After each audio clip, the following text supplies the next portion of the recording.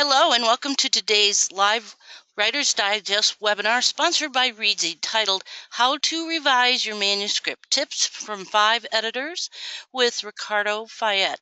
Ricardo Fayette is the co-founder of Reedsy, a global network that connects authors and publishers with top editorial design, marketing, and ghostwriting talent.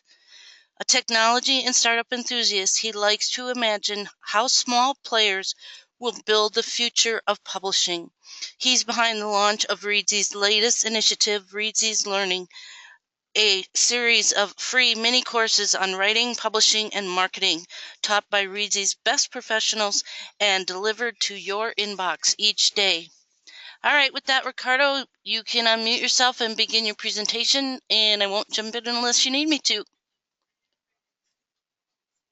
Perfect. Thank you so much. Welcome, everyone, and thanks for joining our Reedsy webinar for Writer's Digest on how to revise your manuscript. So as you can see on the screen, I was supposed to be joined by 5 editors. We're just waiting on the 5th one, so we'll start with 4 of them, and hopefully Michael Rowley, the 5th editor, will join. So as you might know from my voice, yeah, Michael, is that you? Yeah, I'm here. Sorry. Perfect, thank you. No problem. I'll just keep going through the intro and I'll cue you in as planned. So I'm now joined by 5 editors. Thank you, Michael. And I think we can get started.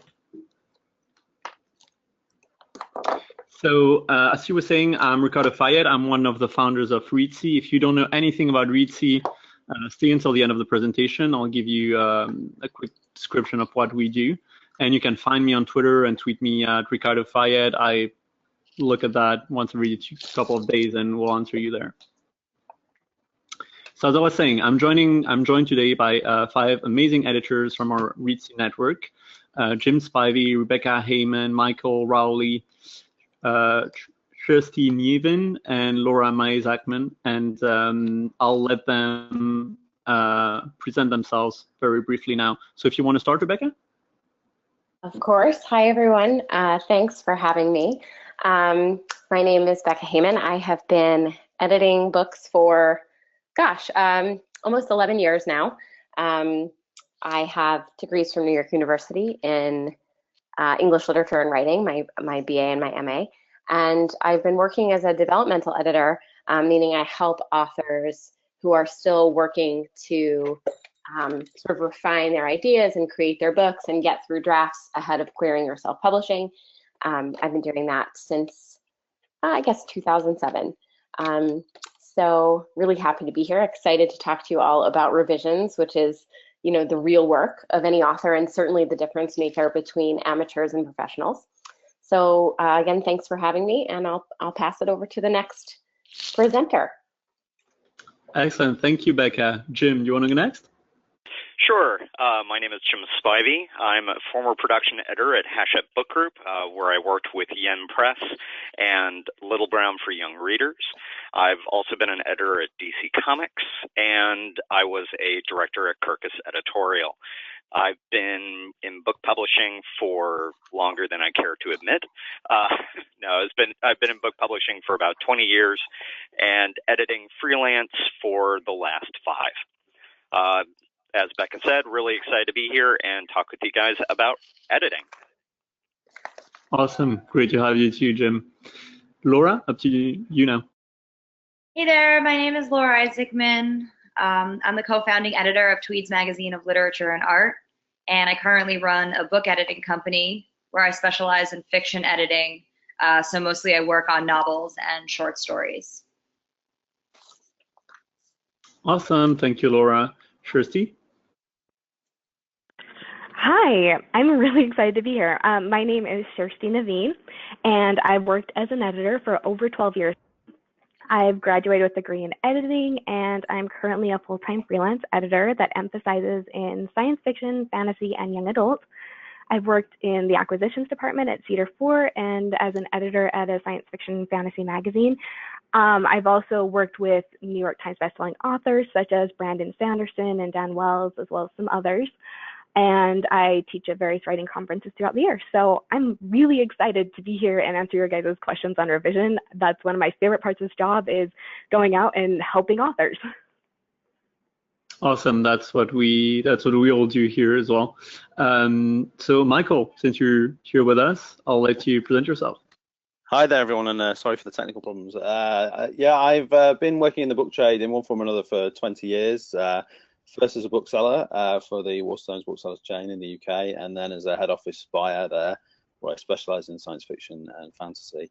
And then I moved over to publishing, where I set up the science fiction imprint Del Rey for Penguin Random House UK, and published authors like Andy Weir and Martian. And I did that up till 2015, and in 2016 I set up as a freelance editor, specialising in fiction and short fiction, and that's what I'm up to these days. Excellent. So as you can see, 5 awesome editors from our RITI network who are joining me today for this presentation. So I've seen a couple of questions already. Feel free to leave questions in the question box as we go. We'll get to all the revision-related questions at the end of the webinar. These slides that you're seeing on your screen will be made available along with the replay of the webinar in the thank you email. So no need to take notes, but you can if you want. And no, unfortunately, you can't see everyone's faces. It's not through webcams, it's just slides. But we might do something different for the next webinar.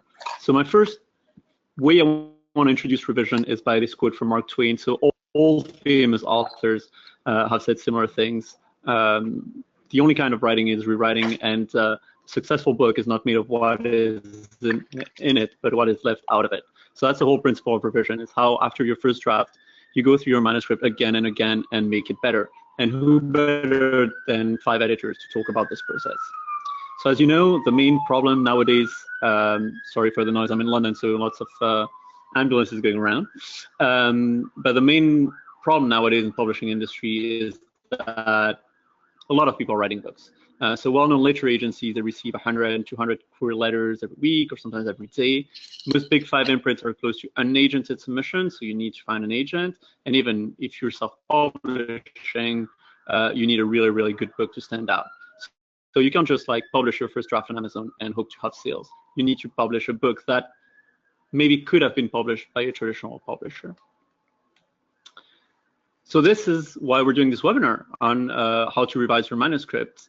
I'm not the best one to talk about this, which is why I decided to invite 5 editors from our network. And I sent them a few questions in advance, kind of to prepare this presentation and to prepare them as well to think about this subject. So we'll be covering first the common errors that you should watch for in your manuscript when you're revising. Then if there are any sections like the beginning, middle, climax in your manuscript that you should pay special attention to when you're revising your manuscript. Also, how many rounds of revisions you should plan for. Obviously, all depend on the book, on the author, but I'll give you some pointers. And then when is it time to stop revising and hand your manuscript over to beta readers or editors, or even send it to agents and publishers. So I usually like to start any writing or revision related webinars by asking the panelists what the most common mistakes are that they're seeing. So I asked our editors, what are the most common mistakes you see in manuscripts? And basically that question is akin to asking, what should authors focus on when they're revising their manuscript? So Rebecca, you're saying that more often than not, authors are starting the novel in the wrong spot and rushing the denouement. Can you elaborate on that? I sure can. Starting in the wrong spot is super common, and you can even look down the slide and see that Michael is going to tell you all that there's an over-reliance on the use of prologues, which again is part of starting in the wrong place. I think a lot of authors are confused about the difference between an inciting action and an opening scene. The inciting action is the event that sort of puts your entire book in motion, but that's not necessarily where your book begins. And my favorite example of this is, of course, Harry Potter, where, you know, we don't open with Voldemort taking over and, you know, Snape kind of finding Lily. We don't start there, even though we could say that that's that moment of Voldemort, you know, having the curse rebound is the moment when the story truly begins. It's the inciting action, but it's not the opening scene. And that's really important. And it shows a lot of discernment on J.K. Rowling's part about where to really begin.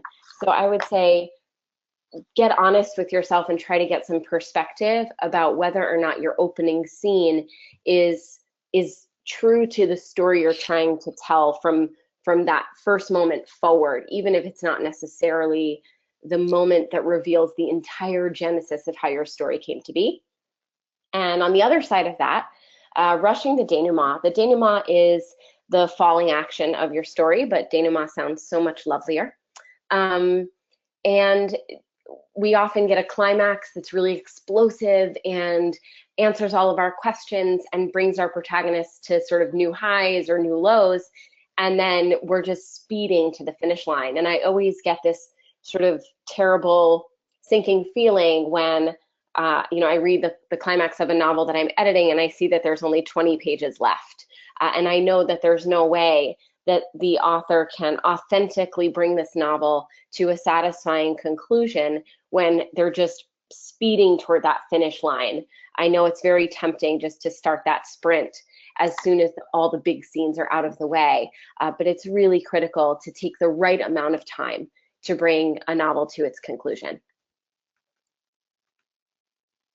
Thank you, Becca. And so, Michael, you echo her advice as well with the over-reliance on the use of prologues, but you've also listed quite a few other mistakes. So maybe you want to elaborate on those.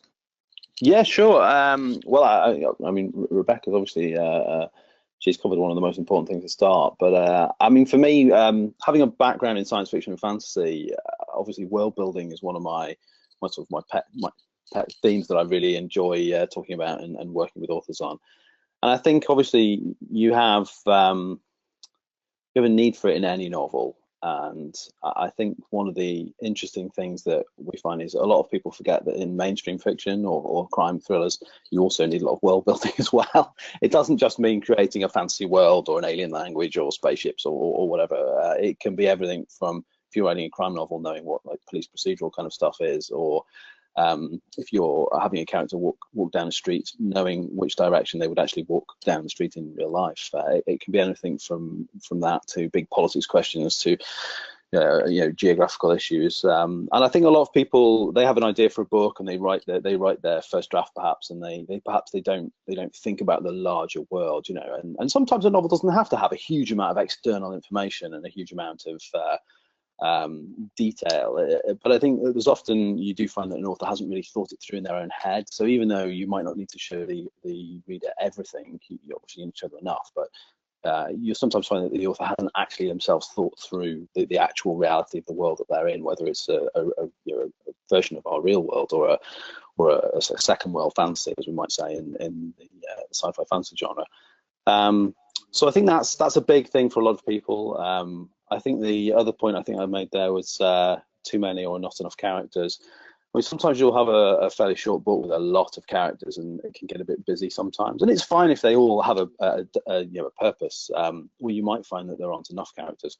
And one of the things I do find quite often is, I think this is a broad sweeping statement, so obviously not everyone is the same, but some male writers, especially writing their first book, sometimes I think find it difficult writing female characters, which is quite understandable, and so they opt to maybe not have as many of them in the book, and it sometimes feels a bit odd when you don't have any women characters in the book. So obviously that's the thing that I always look out for.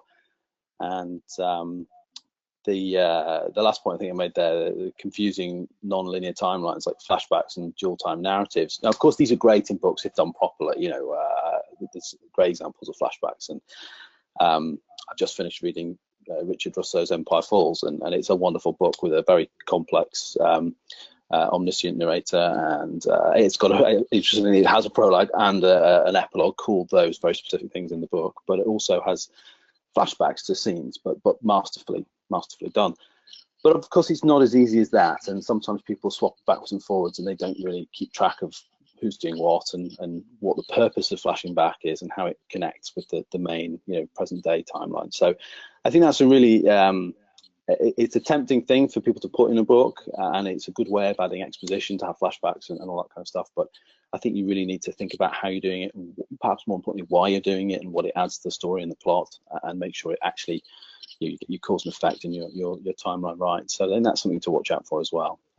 So again, not that you shouldn't use them, but sometimes you have to be very careful about how you use them properly. Yeah, thanks, Michael. And I mean, a lot of this, of these mistakes and this advice, we'll talk about it, and as we go through the revision process and how many drafts you should do and things like that. And a lot of the info echoes itself. So I'm noting down the questions we're getting, and we'll get to them at the end. But also know that we're going to cover these points in more depth over the next few slides. So now, Laura, you mentioned lack of tension. So what's tension, and how can authors kind of add more tension to their novels? Tension is basically what the book is hinging on and what you're sort of building towards. So, what I see a lot in the structural issues of the novel is that, the reader's sort of bumbling along with the character. They go here, they interact with this person. They're doing a lot of things, they're going a lot of places, but nothing is really happening enough to the character in a way that really strains him, or challenges him, or pushes him to his limits, or changes him. And that's sort of the whole point of the book, right? You want to sort of journey along with a character through their struggles, through their ups and downs. And a lot of times, in books that I work on, there's not really enough of that. Not only does having tension build throughout the novel before it peaks, keep readers reading your book, keeping them interested and engaged. But it really, if you have a strong novel with a good amount of tension that really turns the character around, that sort of novel is the type that's going to stick with readers long after they've put the book down, and that's what's going to make them recommend your book to their friends. So some ways to think about doing that is to sort of, at every point you can, if you have a situation for your character, make him choose between one bad option and something else that's even worse. You sort of don't want things to be easy for your character, and sort of this constant tension in the novel, this constant conflict, will help sort of carry tension throughout, and leading up to this sort of like main event that's driving your book.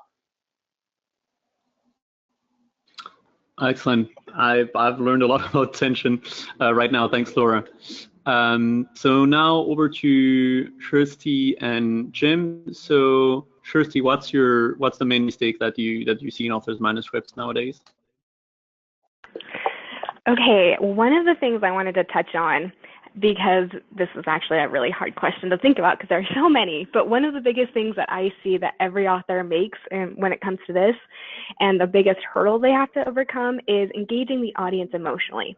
Editor Cheryl B. Klein, she's one of the editors who worked on the Harry Potter books. She calls this intentionality. So every story we tell, whether in film, book, play, whatever story, whatever medium, it has to engage the audience's emotions to some level, whether we get them to laugh, cry, or just feeling connected to the story itself. So a great example of this is Joss Whedon, and he does this really well with a lot of his different works. But he worked on Toy Story, and he came in as a scriptwriter for that, and he gave the advice that you have to know what story you're telling. So with Toy Story, he was the one who immediately identified that this was a buddy movie from the start. Now, an audience will immediately start to connect with the story on a subliminal level with their emotions, and they see subconsciously what kind of story this is, and they expect certain outcomes or to feel certain emotions. And so that's where we gain our reader expectations, and we know where the promise needs to be fulfilled, and all of those other little things.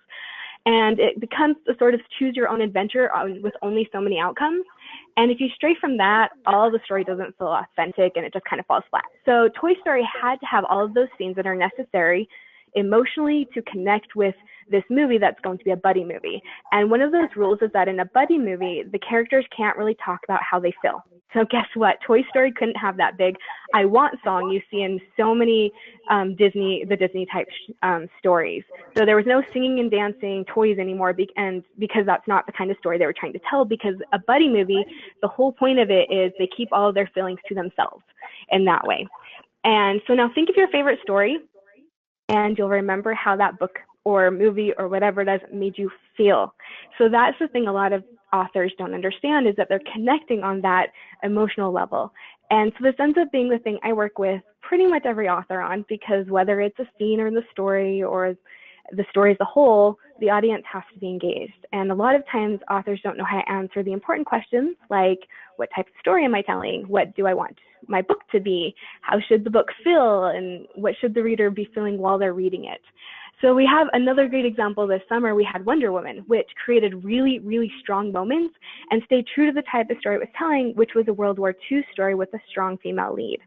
So we have these amazing character moments, and if they had left out the moment where Diana goes up on the ladder and decides to take her moment as being the hero in that story, which is vital to the storyline, how would we have felt? It would have fallen flat on its face.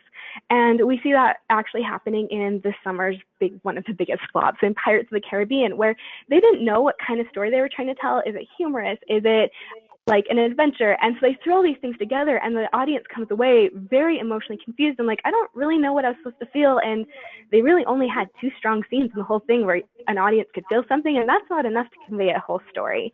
So that's something that I see every author has to address and has to learn as they're getting through this revision process.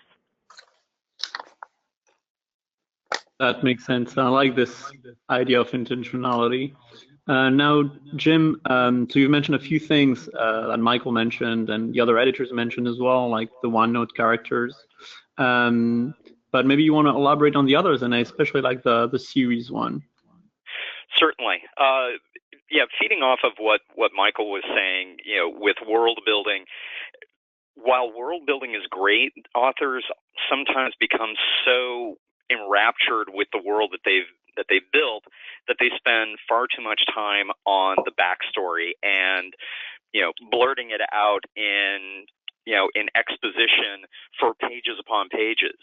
And while it is important that an author know every detail and all the various backdrops, the technology, the procedures, how the world works, it doesn't necessarily have to be explained in letter detail on the page. It's something that should inform your writing and how characters work within the world and interact with each other, but it's not necessarily something that you need to cite chapter and verse.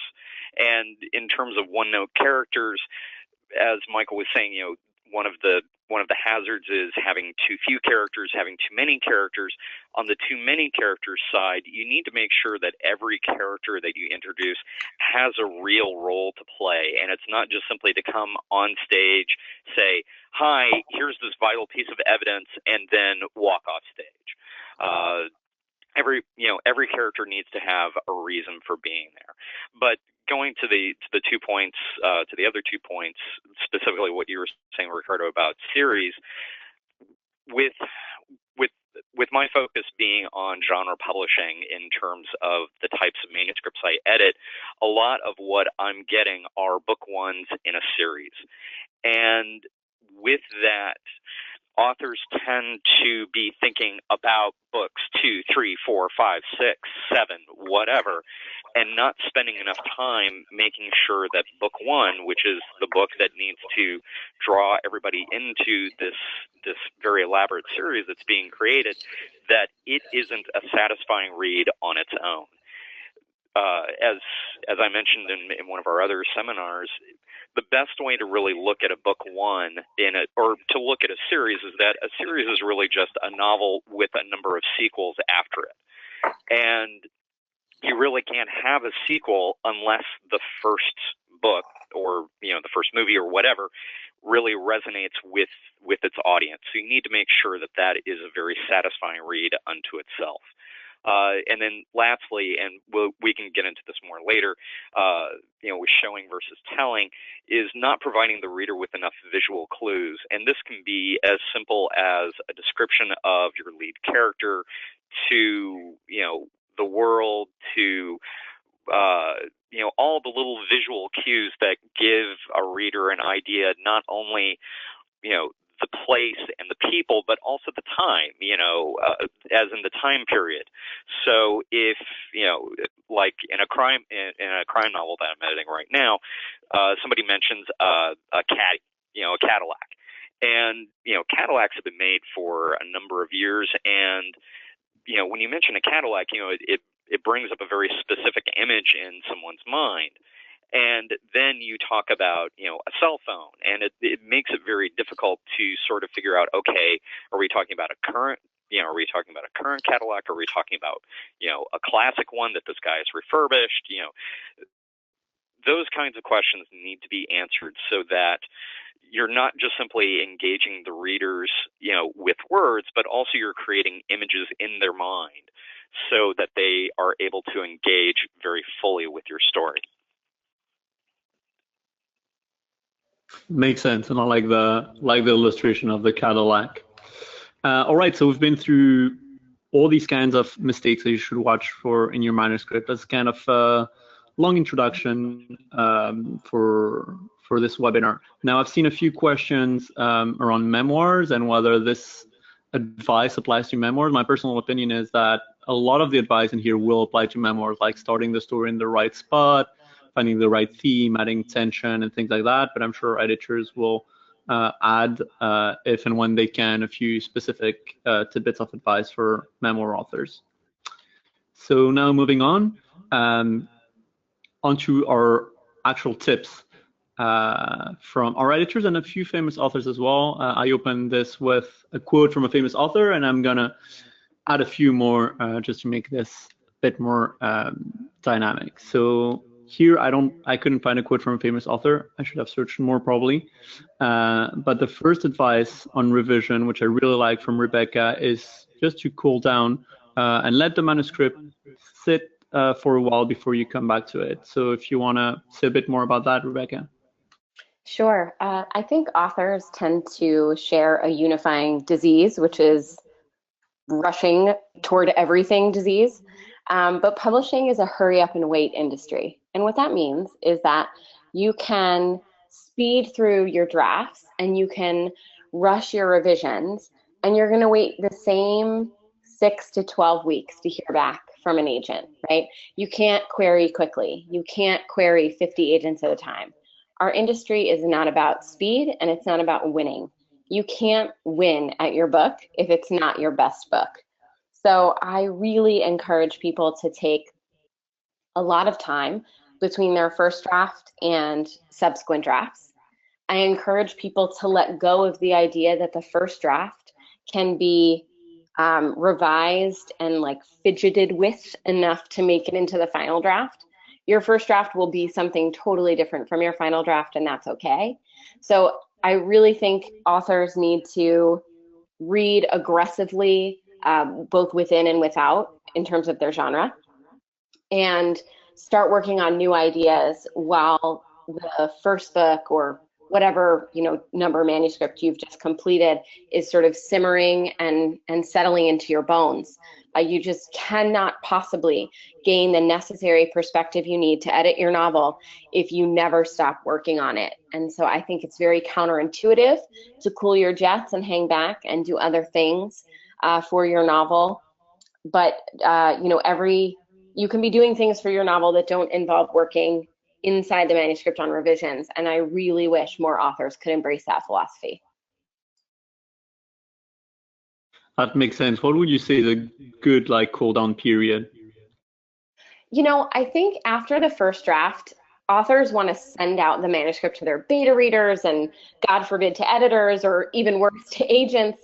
I would say if you can take 4 to 6 weeks and really never even open the document after that first draft and read it through again, you're going to see a lot of the errors that are there on a foundational story level.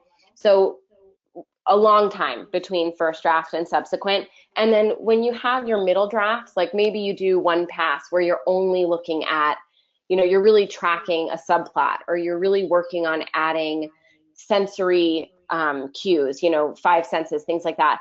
When you're passing through the manuscript for a specific purpose, I think you don't need quite as much time between one draft and another. Sorry, my cat just stepped on my keyboard. That was that weird sound.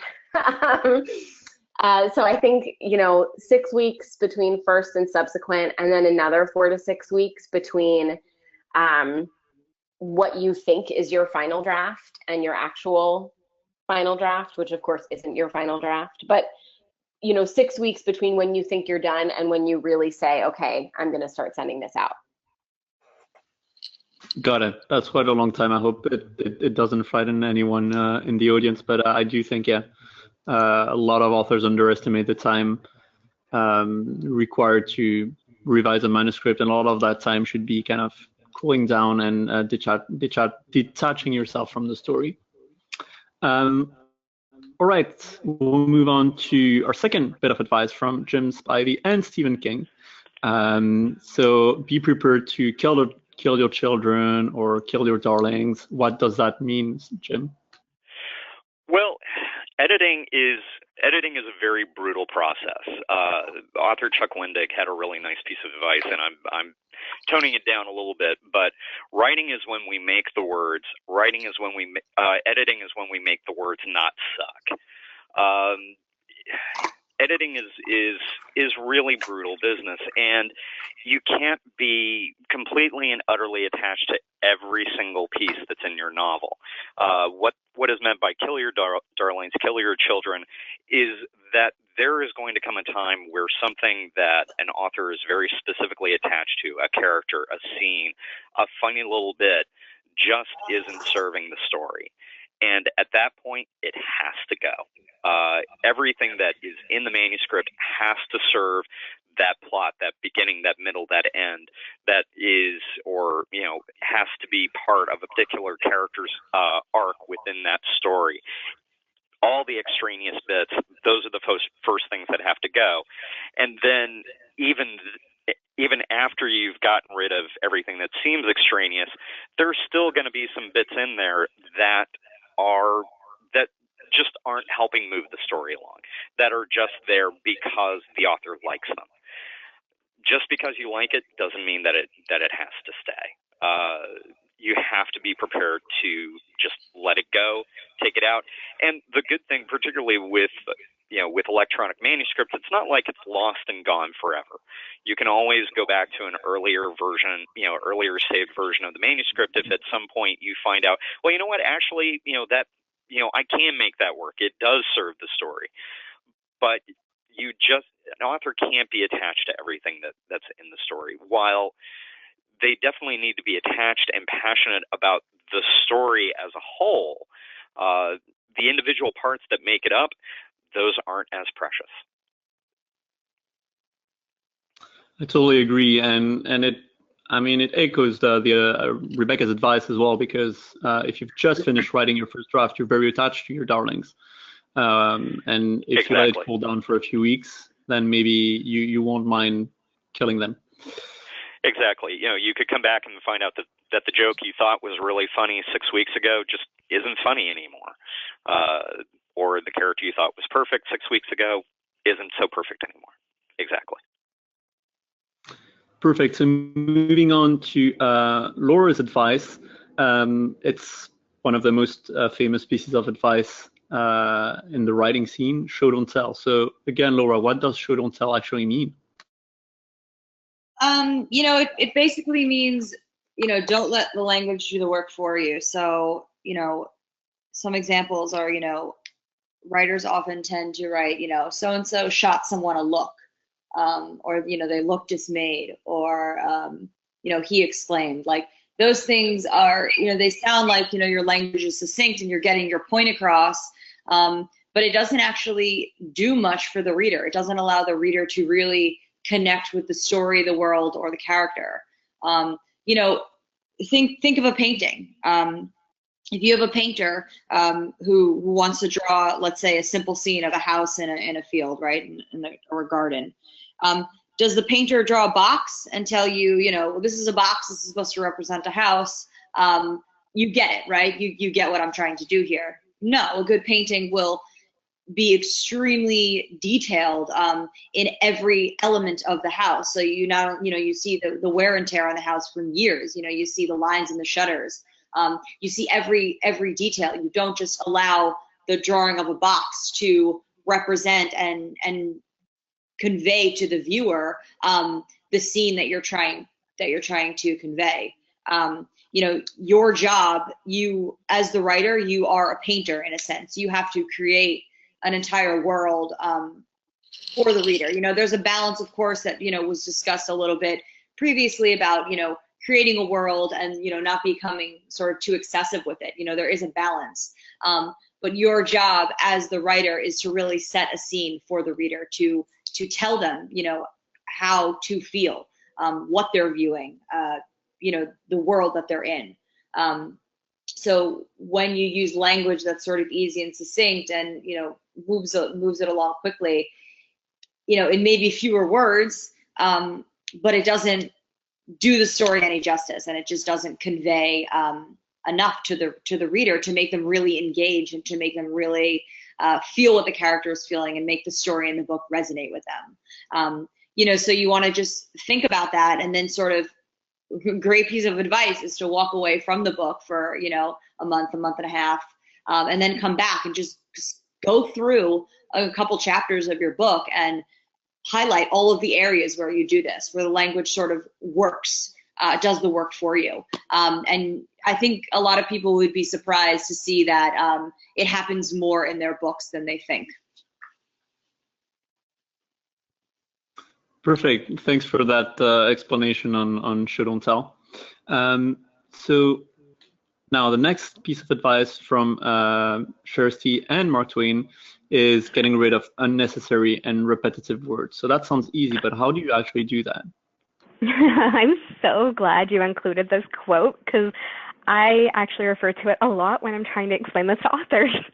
So I think it illustrates it very, very well, because there are a lot of unnecessary words that authors put in, or words that are doing their story a disservice, that are just like logging down the whole sentence and the whole story. So what I suggest is that they go through and on one of their last edits, because this is a polish edit, so as they're going through and one of their last steps on revision is when you start the polish, they go through and they start looking at all these little minute things. So very is a great example where you just don't need it most of the time. Suddenly is another great example, because you're like putting a flag on it saying suddenly this happened, and you're showing, or you're not showing it, you're telling it.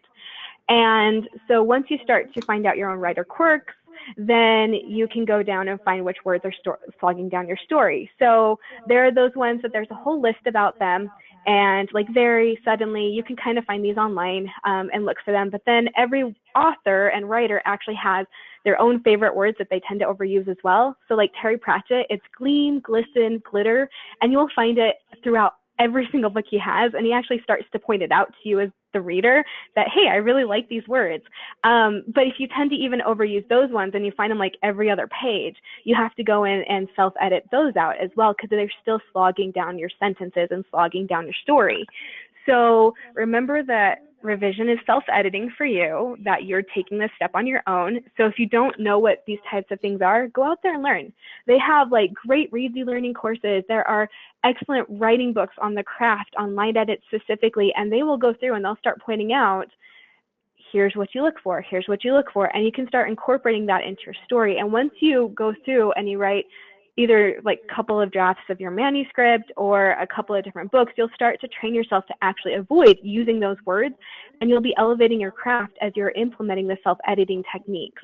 I also want to throw out there that make sure the advice you're incorporating into your writing is actually correct, because there are a lot of blog posts out there and things on the internet you'll find, like on Pinterest, that isn't correct. And if you follow those when it comes to line edits and your sentence structure, it's actually going to hurt your writing. An example of this is the advice to replace your speaker tag where you use the word said, and they have like whole lists of like 200 words to use instead of said, and all these other things, and you start to replace every single word of said, and you're actually doing your story a disservice because you're not following the general rules of writing, like of good structure, because said is actually invisible to the audience, and dialogue itself in its nature is supposed to be read a little bit more faster paced.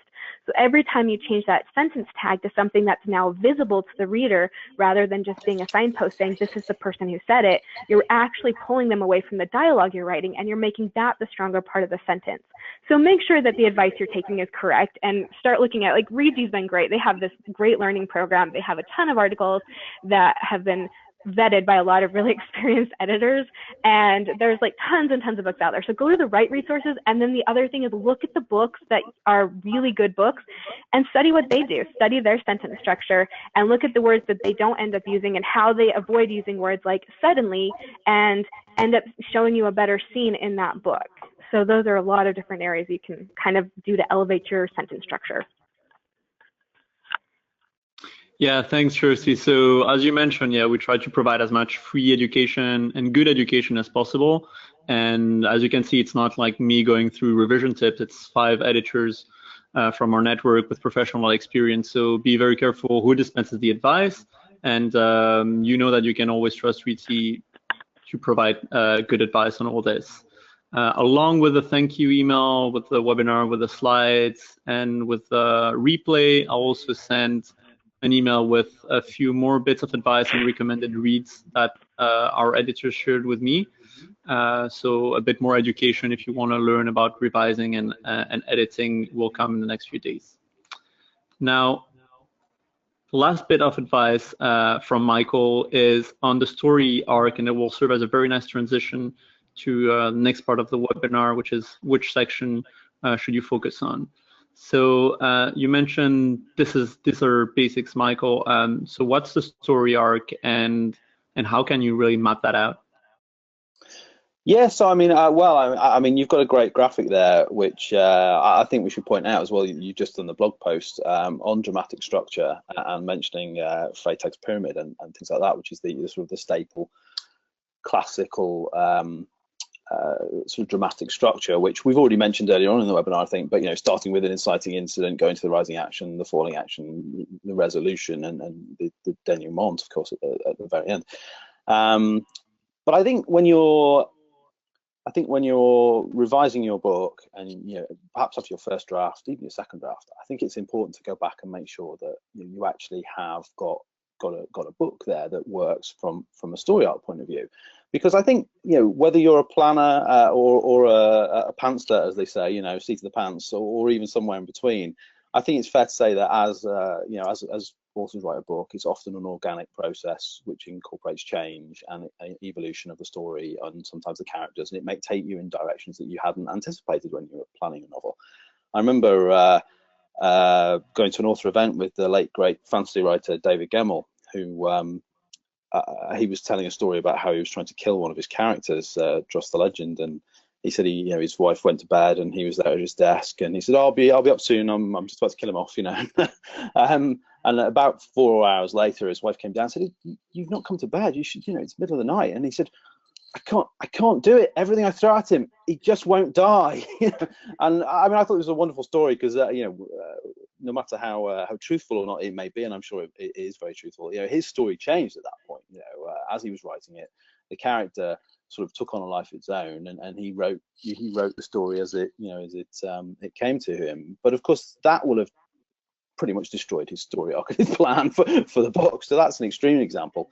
I've had authors who have 120-page synopses of their books, and they've really worked out the whole thing apart from the key sort of dialogue and expositional sections, and the whole book is practically there, and they don't deviate from it. And I've worked with authors who have a much more fluid style.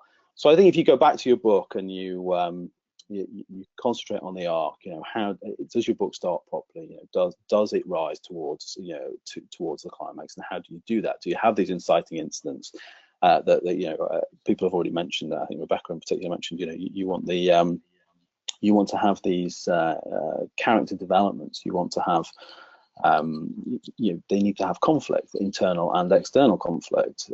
How does that move the story along? How does that work with the plot? Does it actually work as a novel when you finished it? And I think obviously it depends whether you're talking about your first draft or your third draft or your seventh draft. People will go back and look at these things, but I think you have to make sure that it's go through the book, and make sure that it actually works.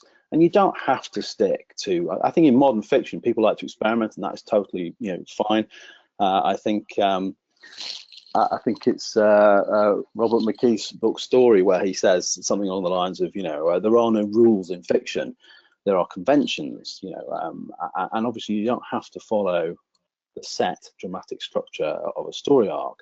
You may want multiple climax points in the novel leading to something big, or you may want to do something different. But I think if you stick to the basics when you're right, especially if you're writing your first book and it's your first draft or second draft even, if you make sure that it has a logical consistency, cause and effect works, character development works. And I think when you do your first big reread of the book, it's really important to try and map that out for yourself and make sure you've got what you need there. Because it's very easy to go off on a tangent and change things, and maybe not, maybe that affects the story in a way that could be interesting, could be disastrous to the story. You just don't know until you go back and really sort of work it all out. Excellent.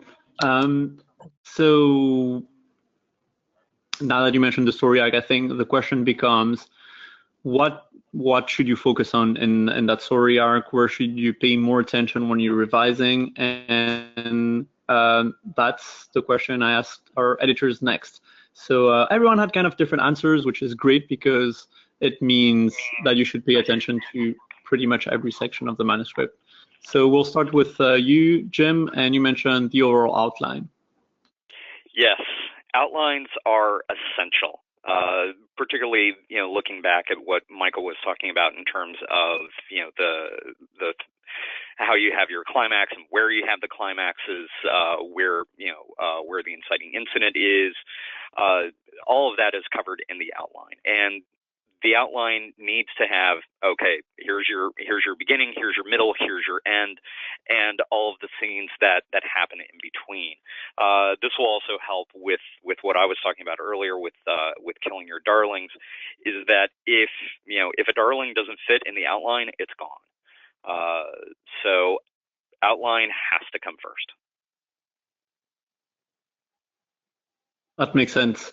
And so after the outline, Kirsty, you should focus on the beginning and the ending? Yeah, and if you notice, this is actually something everyone's touched on, so pay attention because it's really important, I guess.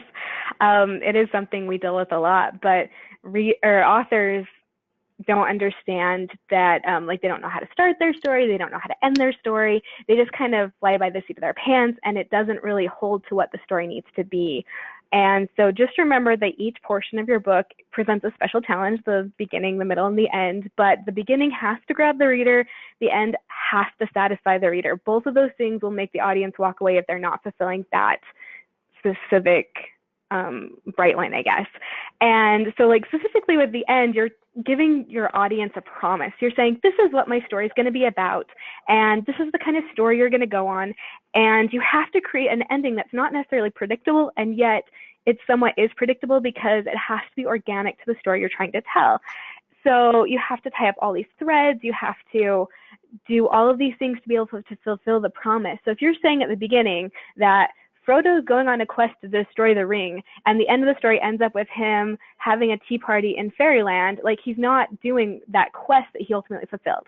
So the way you can kind of find this in your story is every story has a plot question or something like that the whole book centers around. So in a whodunit mystery, it is whodunit. That's the question. You want to know by the end of the book who solved the murder, or you want to solve the murder and who the murderer was, and all of those little questions that go under that. If you have a murder mystery, and if you read And Then There Was None or 10 Little Indians by Agatha Christie, you get to the end of the book and you almost think she doesn't tell you who did it and it kills you. But if you have a book like that, then you're not fulfilling the promise.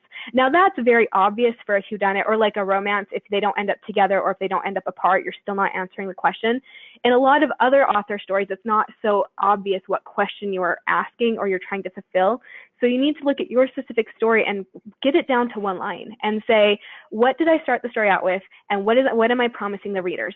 Is it Frodo going on a quest to destroy the ring, and then at the end, that's the thing that you are addressing the most, to fulfill that promise that you're giving the readers? Yeah, and that echoes a little bit kind of the theme of the story and the main question. Now, obviously, to keep the whole novel interesting, you need strong pivotal scenes, and that's what you picked, Laura. Yeah, I definitely think that the beginning and the ending is crucial, clearly, to a book. But it's got to be more than that. It's really got to carry through. I've worked closely with a lot of agents and a lot of publishers and a lot of writers, obviously. And the number one thing I see, it just goes back to tension in the book, and having enough scenes that really push the character, that change the story. Obviously, you set out a story, you outline the story, you have the beginning and an end in mind, and the book is going off in one direction, and you want to keep it in that direction, but there should be a lot of twists and turns that keeps the book interesting, and it keeps readers engaged and wanting to know what's going to happen next. And there should be certainly a level of predictability, but within these pivotal scenes, the writer has a little bit more room to throw in roadblocks and really switch up the story. Obviously not dramatically, but maintaining that path that they originally set out on, but sort of making hurdles along the way for their characters and for the story. I mean, that's ultimately what's going to keep a reader engaged, and what's going to have an agent interested in your book and representing your book, and a publisher interested in publishing it. It's you see a lot of courses on how to revise the first 10 pages of your book to get an agent interested. Well, that's great. And then an agent may then ask for the remainder of your manuscript, but they're not going to want to represent the work unless there's enough pivotal scenes throughout that keep it interesting and keep readers engaged. Yeah, I think that's a very good point. It's not all about the opening. So we've been over the outline, beginning and ending, pivotal scenes. So all the really important moments in your manuscript. Now the next two are a bit more original, so I really like them. And Michael, you mentioned the falling action. That's something we don't always really pay attention to, right? Yeah, I mean, and I think again, Rebecca, I think maybe mentioned it a little bit earlier. We're talking about the denouement, and of course, leading towards the denouement. You have a climax in a novel, and it could be anything, couldn't it? It could be a battle, it could be an explosion. You might catch the criminal in a crime novel. It could be in a love story. That two people might find love. It could be any number of things, but after that, then obviously there are repercussions for the protagonist and the secondary characters, and possibly the antagonist in the book. So you do need to think about what happens after you reach this peak that you've been working, possibly for a large bulk of the book, working towards this climax point. And what happens next. And I do think, and I think Jim mentioned earlier, this idea of people working with series. I do find sometimes people who might be planning a series, and fantasy books, for instance, are something where people do like to plan a series of books, and one could argue that some fantasy series are just one long book split into chunks. But I think Jim's quite right that the book needs to work on its own. It needs to be a whole thing, and there is sometimes a temptation, I think, for people to end things on a cliffhanger ending. So you sort of reach this climax point and then it sort of stops. And there's all sorts of loose ends, and there's what actually does this mean for the characters? And I think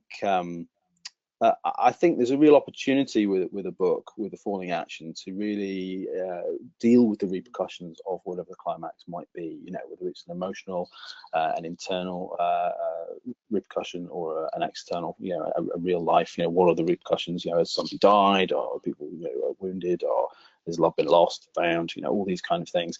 And I think it's a real opportunity to then build towards the denouement in a kind of meaningful way, which adds depth and a sort of a good resolution to a book. So for me, I think people do rush it. They sometimes do rush the end of their book, and I know we've mentioned this already, of course, but I think leading into that denouement, it's very easy for people to say, right, I've had the climax point, I'm going to end the book, but there's time to sort of like see what the after effects of this climax are. I think that's a really interesting part of the novel, to be honest. How satisfying is the novel when you actually get to the end of it? And I think people sometimes just don't pay enough attention to it. They reach this point, this thing they've been working towards, the big event, and then and then they sort of forget about the bit in between that and the very end. So for me, that's a really interesting bit of the book for people to work on, and a really important one. Yeah, that makes sense. And just as important as it is to fall back from this climax, it's important to rise to it, and that's what you mentioned, right, Rebecca? Yeah, I think it's very easy to think about beginnings and endings, or the sort of banner landmarks that we look to in a novel. It's very easy to think about the scene where everything explodes, or where the big reveal happens. I think where novels lose a lot of tension and momentum is in quieter scenes between moments of action or moments of excitement. And so, Laura has talked about tension, and I think that's so accurate, right? We never want our story to flatline. Think of the ocean or think of a heartbeat.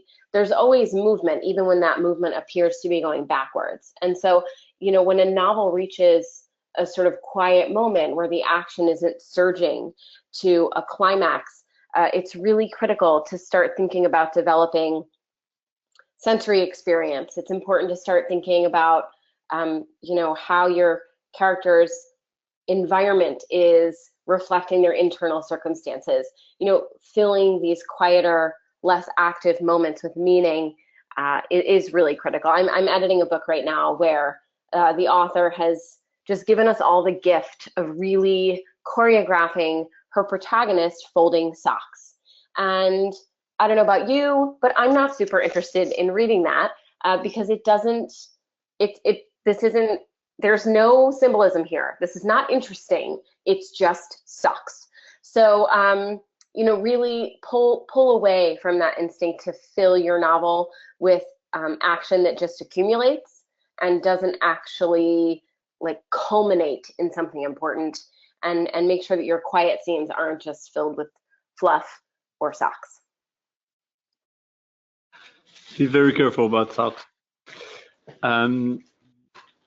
So now that we've been around kind of the story structure and which sections to focus on, the big question that I've seen in quite a few comments is how many rounds of revisions should you go through? Obviously, depends on the author, but we've got three kind of good advices from our editors. So if you want to start, Jim. Sure. I should start out by saying that I'm a big fan of the page one rewrite, particularly for your first rewrite. That's where you literally go back to page one, start from the beginning, and then work your way through all the way to the end.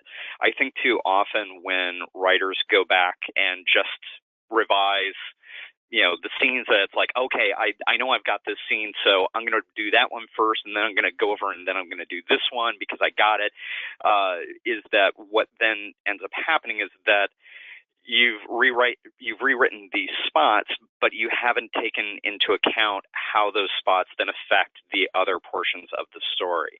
As we've mentioned, as some of my colleagues have mentioned at other points, there are various types of rewrites where you can come back and you can be more targeted and just punch up specific scenes. But for that first rewrite, you really have to go back to the beginning, because now you know how the story is going to go. You know how it begins. You know what the middle is. You know what the end is. So you're able to take everything into account as you go back to page one and start from the beginning and work your way through. So that should be your first rewrite. And then after that, as we've been discussing, leave it alone for a little while, then come back and do a second one. It doesn't necessarily have to be a page one rewrite. This one, you can bounce around a little bit, but I'm still a fan of, you always start at the beginning, just simply because that's where the story starts. You want to make sure that you get that right as much as you get everything else right. but by starting at the beginning, you know that you're going to be able to take everything that comes up after into account. Yeah, I'm a big fan of this concept of page one rewrite, and I see there are quite a few pantsers in the comments that say they wrote the book first and then figured out the outline. And I think in that case, the page one rewrite is really important, because when you started the book the first time, you didn't have the outline. Now you have the outline, so you can go through the book again. Yeah, I saw those comments as well. And, outlines can be just as fluid as your story. But remember that once you have that outline, particularly for that specific rewrite that you're doing, that's the outline you follow. It shouldn't, this isn't a chicken or egg kind of situation. Once you have that outline and then you start working on a rewrite, that outline is rock solid. Then once you finish that rewrite and you found out, well, you know what, then the outline needs to change, then go back and change the outline, and then go back and rewrite the story. Cool, excellent advice. Kirsty, now you mentioned at least one round of developmental editing and then a line edit. Yes, I think that when an author's looking at revision, they have to remember there are macro edits and changes that need to be made, and those are the big ones, like starting at page one, you're touching on your plot, your story, character development, character growth, and those need to be addressed first. And then you have the micro changes where you have to tweak this scene or rework this line. And so macro will always come first, so that you can get those big things out of the way. And I agree with Jim, that's a great idea. Starting at page one, going all the way through, making sure everything works on your first pass through. Sometimes this takes 1 or 2 times, or sometimes even more, depending on how rough your story is to begin with.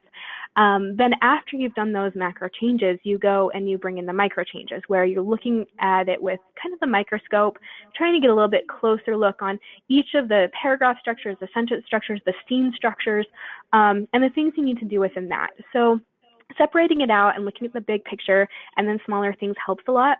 When you hit those micro changes, I do recommend to pretty much everyone I work with that they cut 10%.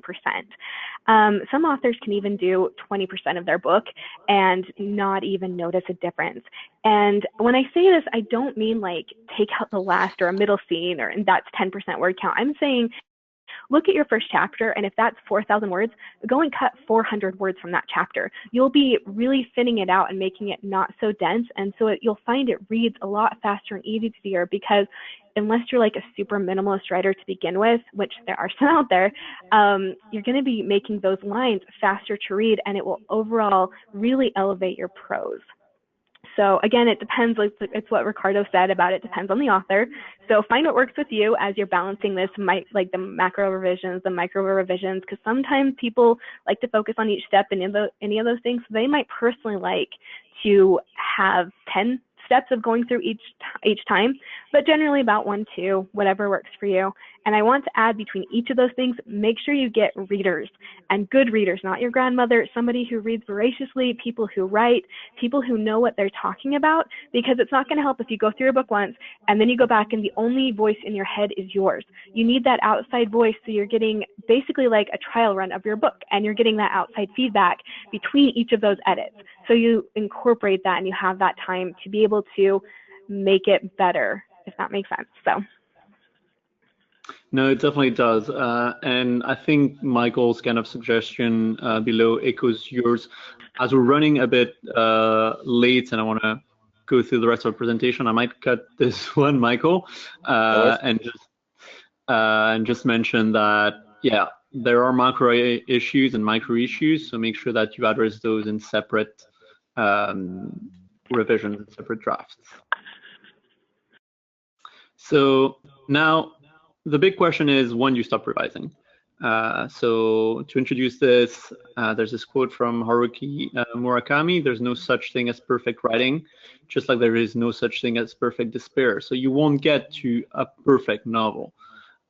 So when should you kind of stop revising and start incorporating feedback from editors, beta readers, or even query agents? So Rebecca, when should you stop revising? I think I'm sort of the bringer of bad news here, because I think that the number of rounds of revision is often far more than what an author suspects. I think these recommendations about, one round of developmental and a round of line, that for me is talking about what you think is your final draft. When we're on our way to the final draft, there's a lot of revising. Sometimes revising means moving the furniture around in a room, and sometimes it means buying a new house. So I think you have to be honest with yourself about the length of this process, which can be quite long. I think you stop revising when the work is as polished as it can be, and when it's as close to your vision as possible. And I really can't underscore this enough. Achieving that vision often means stepping outside of your work, finding enough perspective to view it objectively, and understanding how to ask for help and who to ask. So I think very few of us are really capable of producing that vision in a vacuum, because we just don't necessarily have all the right skills. Even my MFA writers who have been working with great author mentors and professors for many years, still have to make the leap toward writing something with commercial legs when they want to query agents. So no one source has every answer, and no one author is born knowing all the right questions to ask. So I think really revision is about opening to grace and opening to the grace of not knowing. I know that's probably not the most helpful advice, but I do think it's awfully true. Yeah, the best advice is the one that's true. Don't worry. Now, Kirsty, you mentioned that you need to learn to let go of your book at some point. So how can authors do that? Awesome. I definitely agree with Rebecca. Work on your book until it's as polished as you can make it. But I have seen some authors working on their books for years, and I'm talking like 10 years or more, the same project. And you have to remember that writing a book itself is a daunting task. And when you write the book, you are learning how to write a story. And when you're working on the same story for like that long, you're not actually growing in the development of storytelling. Now, there are exceptions, because we get great books that take forever to write, like The Song of Achilles, which took 10 years to write and is super awesome, and the line and everything. But generally, if you've been stuck on the same book for several years, it's not going to hurt you to set it aside for a couple of months and just start a new project just to see where you'll go. Because sometimes it's not necessarily the story that's like having a hard time and the lines, it's the book as a whole. A lot of authors don't know that the books they see on the shelf are not the author's first book. They've actually written like 7 books before getting that first book published. And so they think, oh, this is my book, this is my chance. And they get so stuck on it.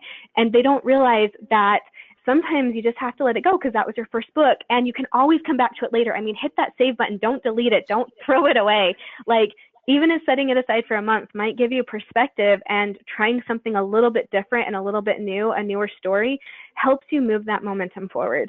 They actually call it in Hollywood developmental hell when a script gets stuck in, it never actually gets made a movie. So I'm talking mostly like about the same idea with that, where authors never get published because they spend 10, 15 years working on the same book and don't do anything with it. Even though they've had agent requests and they've had all this stuff, they're like, oh, it's not quite there yet. And so just don't get stuck in developmental hell in the writing world. Yeah, I think I've definitely seen some authors kind of spending too long. I think the point that, especially if you publish digitally, you can always come back to it, update it. I've seen a lot of authors self-publishing the first book in a series, then going on to finish the series and realizing that their first book was actually pretty bad, and then just rewriting it and republishing it. Exactly.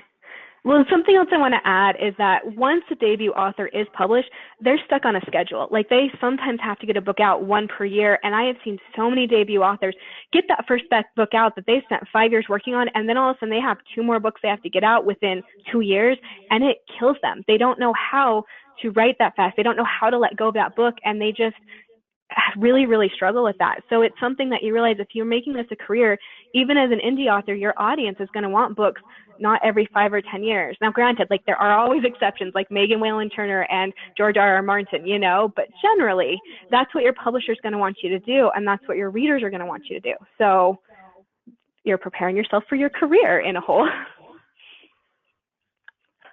Absolutely. Now, Jim, you mentioned you'll always find something to fix. So the question is, when do you stop? When do you know that you fixed enough? Well, as I say in the second part of that comment, and I'll try and be brief because I know my colleagues want a chance to speak too. Yes, you'll always find something to fix, but it might be a good idea. I mean, Rebecca is absolutely right that, it is a very long and exhaustive process. And, by saying, do the page one rewrite and then do one other, that's like bare bones kind of work. But, to Cheristy's point, you definitely want to get your book out there. You want to get it to readers, not necessarily to editors yet, but you want to get it out there, get some external feedback. So, set a number for yourself, like do the page one rewrite and then say, okay, and I'm going to do 2, maybe 3 others, and then I'm going to stop, and then I'm going to hand it off to somebody else. Realizing you may not, you're not done, but you've reached a point where it's like, I can't do any more with this myself. It's now time to get some feedback, and then I come back and do some more work. Excellent, and we'll get to external feedback in a second. Now, I really like this quote from Laura, because you say that over revising is actually not something that authors should worry that much about. Yeah, because I think that the longer you work on a book, and the longer that also means the time that you don't spend directly working on the book, but that you put the book aside and you take to think about it, and to really think about what's driving the book, and your reason for writing it, and what questions you're trying to resolve and what you're trying to uncover. I think that there's really, you don't really reach a point, most writers don't reach a point where they've destroyed the book. I mean, I've never worked with a writer who said, well, I've spent the last year, 5 years working on this book, and now the thing that you're telling me is at the heart of the book, the conflict that's at the heart of the book, that was in my first draft, and so now I have to go back to that. I edited that out. I've never had that situation. So I think that the process is absolutely a long one, and my recommendation here would be to write the book, put it away, come back to it, revise it, think about it, put it away, come back to it, revise it, maybe send it to an editor for an editorial assessment, and they'll help you pull out parts of the book that you didn't really even realize were operating underneath the text, and then you'll revise it, you'll put it away, you'll take it out again, maybe then you'll send it to an editor for a developmental edit, which goes a little bit more deeper into the structure of the story, revise it, put it away. I recently worked with an author, and he thought he was writing a book about a guy who goes to another country and starts a business. In my assessment, that was not what the book was about at all. That was the sort of outline of the book. That's where the story took place, but the actual book was about this middle-aged guy, sort of a coming of age story for him, and it was about his relationship with his mother and the growth of him as a person, and being able to make choices, and dealing in the setting of this business that he's starting, with all of these other elements that challenge aspects about him as a character, but that was at the heart of the story, and I think that there's no such thing as over revising a book, but I do think that it's most helpful to have sort of a guided revision. So if you can work with an editor at any point in the long journey, I think that's the best thing, because it takes years to really get to the heart of what the book is about and what the story is about. And oftentimes it's right there, it's right, and all you need is a set of trained eyes to show it to you, so that you can move from that point. That makes sense. Now, Michael, I'm sorry I cut you earlier. If you want to just say a quick line about this, is over revising something authors should worry about, or how can they know when to stop? Yeah, I mean, I think it can be. I mean, I had one author who'd been working on a book for 10 years, and he'd done so much work on it. I mean, he almost had 3 books worth of information crammed into something that was almost, I mean, in many ways unreadable, because, to which we talk quite frankly about. And because he'd done a lot of copy and pasting, he'd done a lot of revisions. He'd also fixated on this idea of a book having to be 100,000 words long, which you know, is something you hear, which is not necessarily, it's a nice average perhaps, but it's not a rule, you know.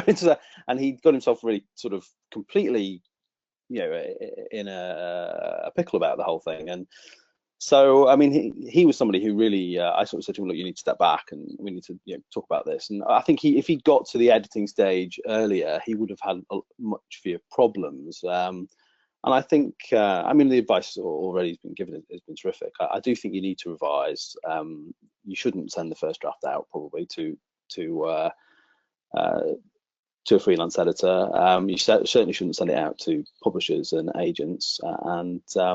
I think there is this danger though that if you feel like you're constantly coming back to it, you should take a breath, you know, and maybe go and do that other project, write a short story or something, you know, just get a bit of distance from it and then maybe come back to it with a fresh set of eyes. But I think if it's been years and years and years, and that isn't just because you don't have much free time, but because you've been rewriting it and rewriting and rewriting it, then I think you probably need to sort of find that sort of strength to say, okay, I need to stop and get that, you know, that external look at it, maybe whether it's friends or reading groups or, you know, beta readers or whatever. So, but I think the advice that, you know, that the rest of the panel's given has been terrific. No, absolutely, I agree. And so we've been through letting the book coincide for 4 to 6 weeks, then do a macro first round of revisions for macro mistakes, another one for micro mistakes, then even maybe searching for some words, cutting the fluff. When you get to a certain point where you feel like you've brought the manuscript as far as you could on your own, it's definitely time to involve external feedback. So that can be either beta readers or professional editors. So Rebecca, you say don't send first draft to freelance editors or beta readers. That's something everyone in the panel has echoed. But why do you give that advice? It really comes down to the last sentence of the last couple of sentences of that quote, which is, first drafts are about putting sand in the sandbox. You come back to build the castle later. A lot of the comments and questions that I've been watching throughout this presentation have said, I'm a pantser, I just write the thing. And then there's a lot of like criticism, like, oh, you can't write a great book that way. And I tend to believe that both are right. One of the biggest hurdles about writing a book is writing a book. So if you can collect 80,000 words or 60,000 words in a manuscript that all kind of have to do with the same story or the same set of characters, you've already taken a huge leap toward writing a novel. But you definitely have not written a novel. You've written a manuscript draft. And so I just think you have to view that first draft as something that ultimately is there to give you materials, but it doesn't stand on its own legs. It's definitely not the castle you want to live in, right? It's just the beginning of this thing. So please don't spend money sending first drafts to editors who are going to point out all of your weird first draft problems that you could have spotted yourself if you had given yourself 5 minutes to step away from the work and then read it again, you know, let alone the 4 to 6 weeks I'm recommending. So, you know, keep your money in your pocket so that you can hire someone really good when you've produced the best possible draft you can. And I promise you, we will still find things to fix. Everyone in the panel said that you shouldn't send your first draft to your freelance editor.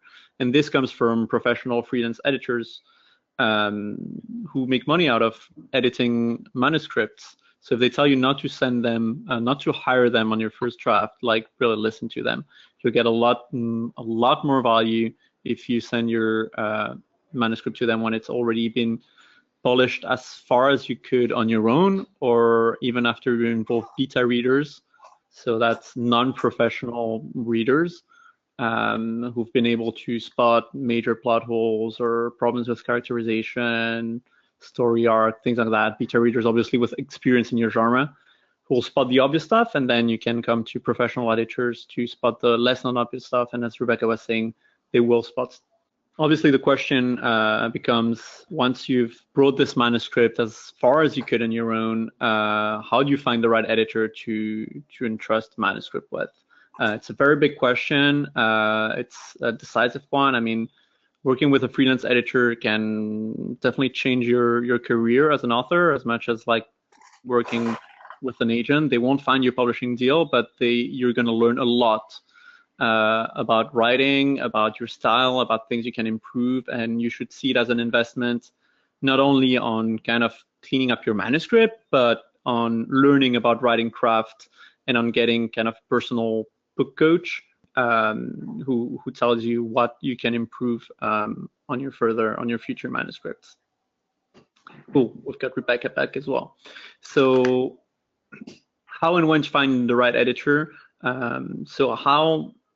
First suggestion would be either ask other editors in your genre, other authors in your genre. That's a good way also to start building a relationship with these authors, or search on reputable websites. So like Reedsy, as you can see, I mean, I was able to bring 5 fantastic editors to this webinar. We've got around 200 editors on our website, 300 now.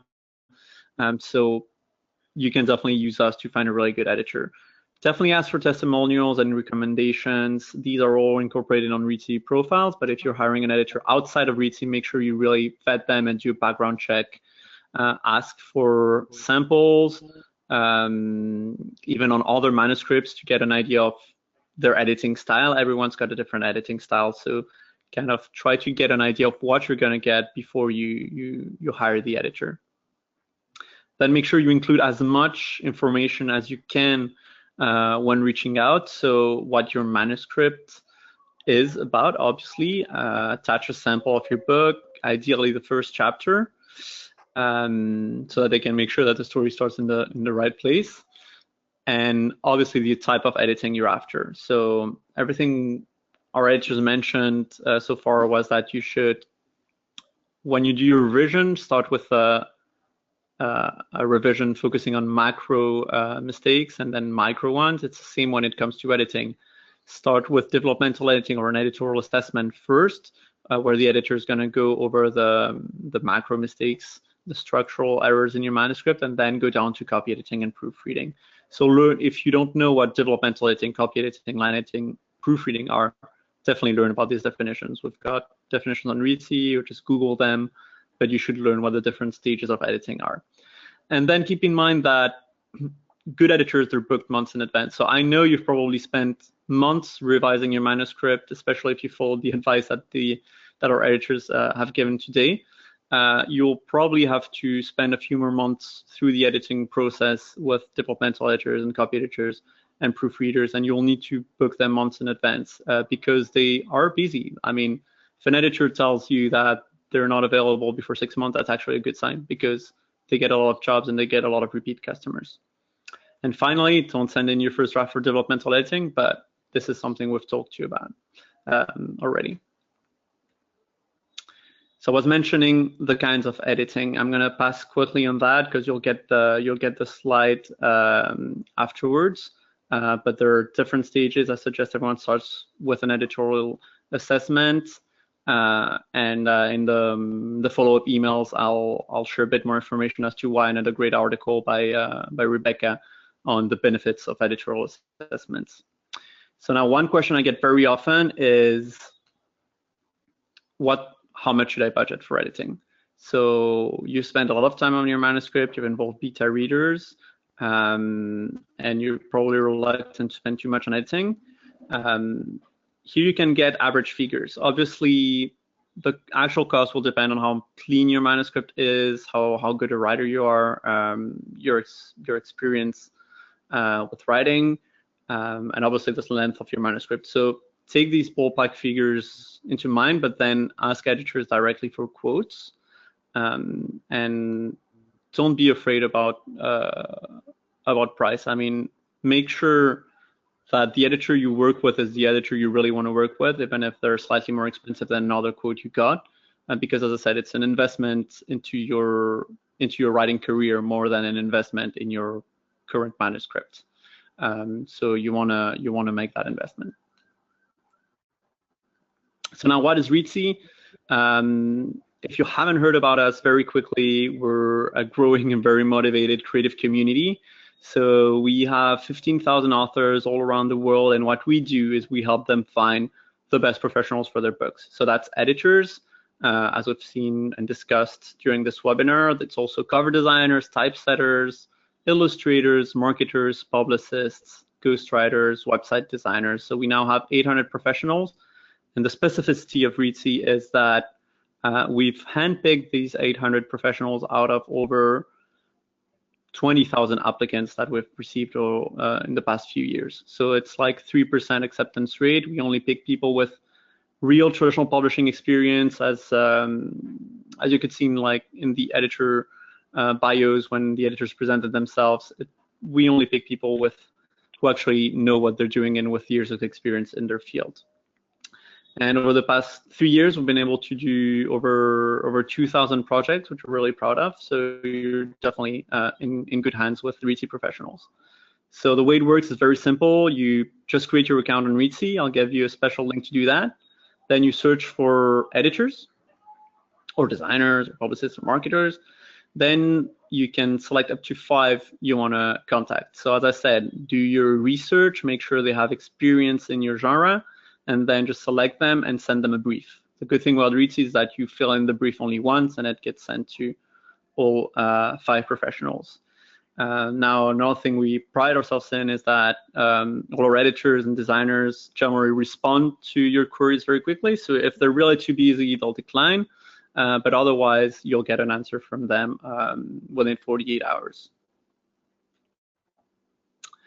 So before I get to Reedsy Learning, is there anything our editors want to add to all the things I've been saying for the past few minutes? Other than Reedsy is awesome. That's a good addition. Thank you. And other than that, right? Well, see, I did my job well, and I've been through pretty much everything around contacting editors. If you have any doubts or questions, you'll have my email address later. You can send me those. So now a quick word about Reedsy Learning. So I know Kirsty mentioned it earlier in the presentation. It's a new initiative we launched last year. It's basically a series of free courses on writing, editing, marketing, and publishing. So a bit like this webinar, but in email format. These courses are written by editors on our marketplace, marketers, by myself, by other people in the industry. So we've got recently a really good course on writing YA novels. We've got a course on writing novels in general, a course on developing a rock solid writing routine if you struggle to find time every day for your writing. So take a look. They're all free. They're not time consuming at all. So if you want to invest in your career into education, well, this is a good place to start. Now, finally, I mentioned a special link. This is the link you can use. It's going to be valid until July 31st only, so you can just sign up through it, and you'll get $20 off your first collaboration with a Reedsy editor or designer, marketer. Now, I just wanted to close this presentation with a few final tips from our editors before we get to the questions. We're really late, so I'll just let you read those final tips, and I will try to get to the questions immediately if that's okay with our editors. Sure. Yeah. Sure. Yeah. Cool. So I'll just leave this slide for everyone. You've got the special link. You've got my email address if you want to send me questions, and now I'm going to try to answer as many of your questions as possible. Otherwise, I'll just drop me a line by email afterwards, and I'll send them to our editors, and we'll get you back to you in writing. So the first question, one of the first questions was from Jake. Jake on prologues. What would be your best advice on prologues, keeping aspiring authors in mind? Michael, I think you mentioned prologues, so do you want to take this one? Sure, yeah.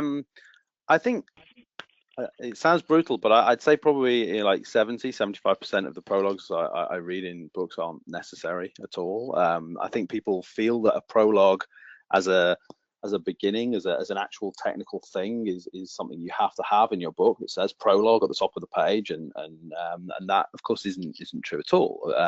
We've talked about, you know, story arcs and development structure, but I don't think you actually need to put it in the form of a prologue. And think about what a prologue actually is. You know, it's a way of giving information, expositional information potentially, or a setup, usually dealing with past events.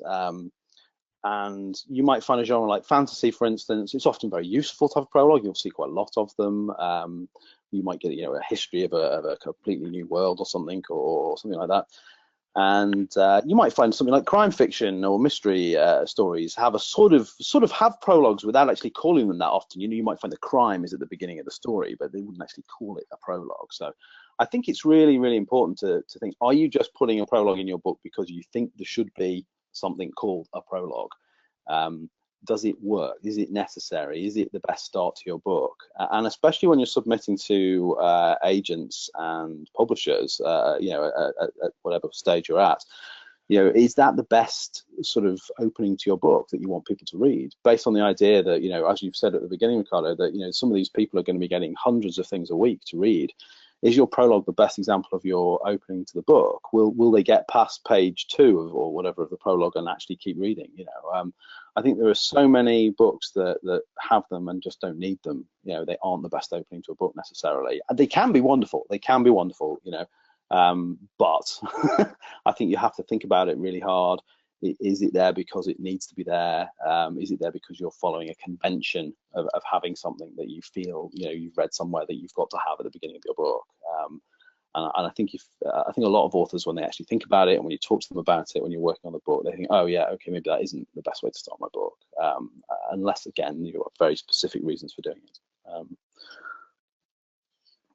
Perfect. I think that yeah, that clears the question on using prologues. Now Francis says, I'm using point of view shift in my novel to tell the story very much like in Gone Girl. Can you give me your opinion on this writing format? Rebecca, do you want to take this one? I do. People love to mention Gone Girl. They love to mention Game of Thrones when it comes to multiple POVs. And I like to gently remind those people that the authors they're referencing had many, many years of writing experience in order to carry off those narrative acrobatics, which is exactly what that is. I think even trained writers really struggle to evoke meaningful vocal differences in multiple POVs. And I really discourage first-time authors from tackling more than 2 POVs. The chances are good that you're not pulling it off well. I know that sounds really harsh, but it's terribly true. So I would say, you know, remember that writing a novel is difficult enough, and you just don't want to make it even more difficult by, you know, saddling yourself with a huge project. I just finished reading This Is Where It Ends, which is a YA book that has 4 primary POVs. Each chapter skips around to each one of them. And this is a totally essential part of what makes this book so good, because the book takes place over the course of only 1 hour. And within that hour, each of these narrators has a very separate experience. But this is a totally unique scenario, and the author is particularly gifted. So I would say really dial back on the narrative acrobatics, the structural acrobatics in your first novel, and you know, be honest with yourself about whether or not a lot of that extra stuff is just making up for the plot you don't really have. Perfect. So now a question from Kathy. Actually, it's a question we've gotten quite a few times, so I'll just throw it out to Kirsty. It's around word count. What's the standard word count for a novel, and is it okay to go above that if you self-publish? Okay, this is a great complicated question. So the standard word count, if you look in your genre, then there is technically a standard word count. It's a little bit higher for science fiction and fantasy because you're also creating a world, but generally it also depends on the age range. So it depends on your genre, depends on your age range. For like middle grade, it could be about 50,000 to 70,000. And I mean, off the top of my head, wow, I would look this up. But I mean, I deal with a lot of fantasy and science fiction, and that can range anywhere from like 80,000 up to 200,000. Now, the second part of that question is like the specifics. Go look for your genre. I know that I'll be posting a blog post on this soon on my website and stuff, and I'm sure Reedsy will cover it down the road too. But specifically for indie/traditional authors, for traditional authors, there is something as a debut author. They want you to follow their kind of set traditions and standards. So for like young adult, they technically don't want it to be above 90,000. And you just have to remember that pages cost money, and so it's more expensive to produce your book, and they can only sell your book for so much money. So that does limit it. If they really want to invest in your book, then they'll look at the longer word count, but you're just giving yourself an easier road if you fit within what their standard is for the traditional route. For the self-publishing side on the indie market, it's kind of your call. And just remember, like I said earlier, that cutting 10% will help a lot. And a lot of authors tend to overwrite their stories and tend to include things that don't necessarily need to be there or just have extra words. And so even though you're on the indie market and you can do whatever you want, like it's kind of your own publisher and you can finance your own printing costs, then just remember your readers have to slog through those words, and you want to make sure you have the best, strongest story that moves along quickly and it works. So don't just throw the extra words in there like Charles Dickens, who got paid per word. You know, you just do the best that is for your story. And that's the ultimate best advice, is learn what the standard is, but then do what is best for your story, because standards are meant to be broken. One of the debut authors this year has a huge book, and the publisher really believed in it, and they put that out, and it's gotten raving reviews. So ultimately, it's your call. Sounds good. I like the it's your call. Now a question from Alex Philpeak. When is it appropriate to use telling instead of showing? I think that's for you, Laura. When is it appropriate to use telling instead of showing? I think for, setting details, if you just want to sort of set the scene for something, that's an area to use telling. But if you're leaning more towards telling over than showing, then is that detail really necessary to your story?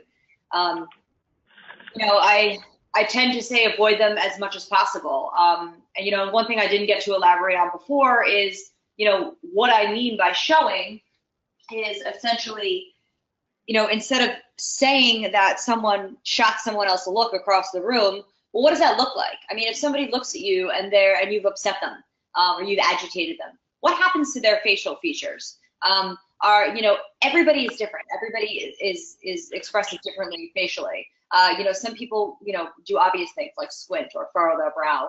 Maybe the lines on their face shift a little bit, or they have a sort of tick, or if a character is uncomfortable or is having anxiety or fear, what does that feel like for you as a person? And, what does that look like for people that you know? Some people, their face gets flushed and they become red. Other people, get really quiet, or their shoulders, tense up. All of these sorts of little details are ways to do the old show, don't tell. And I think that in, 95% of cases where you can get rid of any generalized terms, do it. So I'm not really sure that I ever advocate for, tell, don't show. I don't really know that it works often. Sounds good.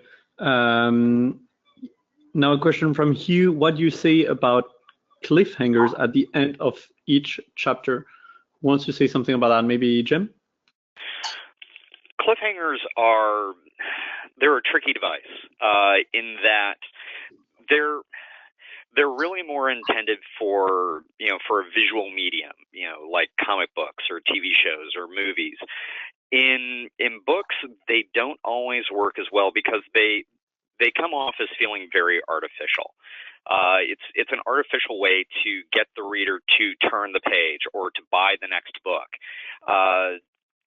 better way to use a cliffhanger is, I mean, part of me wants to say not use it at all, but it needs to be relevant to the story. It can't just simply be there because you feel like it needs to be there. Michael was sort of saying that in what he was saying about prologues, is that a lot of people add prologues because they feel like they should be there. It's the same thing with cliffhangers. Authors think that there should be a cliffhanger at the end of each chapter, or that there should be a cliffhanger at the end of book 1 in a series of 10. Cliffhangers, like I said, they're a very artificial device, and readers will sense it. They will sense it. It's much better that your narrative flows in a way that is very appropriate for your story. I mean, if you're writing an action adventure story, something along the lines of like Indiana Jones or that type of thing, then yeah, having a cliffhanger at the end of each chapter is very appropriate because you're trying to emulate that feeling of, oh my God, oh my God, oh my God, where it's just one damn thing after another. But not every single book works that way. So I guess I would say, avoid the cliffhanger if you can, but if it makes sense for your story, then use it, but use it sparingly. Yeah, I think it depends a lot on your genre and target market. Personally, I'd get very frustrated if I had to read a book with a cliffhanger at the end of every chapter, but that's depends on the taste of your readers. Now, Rebecca, you mentioned a lot of books start in the wrong spot. So I've got a question here. What's the best way to find the real start of your novel?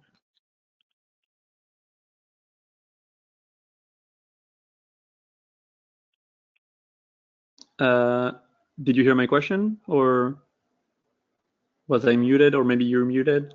I think we've lost her. We've lost Rebecca. Okay, that might be possible, yeah. No problem. Who wants to take that question? I'd be happy to answer it. Do you want to repeat it really quickly?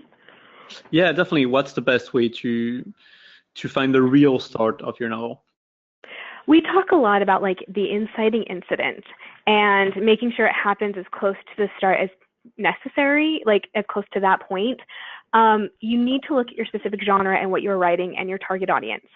So if it's literary, the reader is going to allow you more time to get to the actual start of the book. If it's young adult, they want it quick and fast, and they need it as fast as possible, possibly even on page 1, where that's your inciting incident, is the moment things change.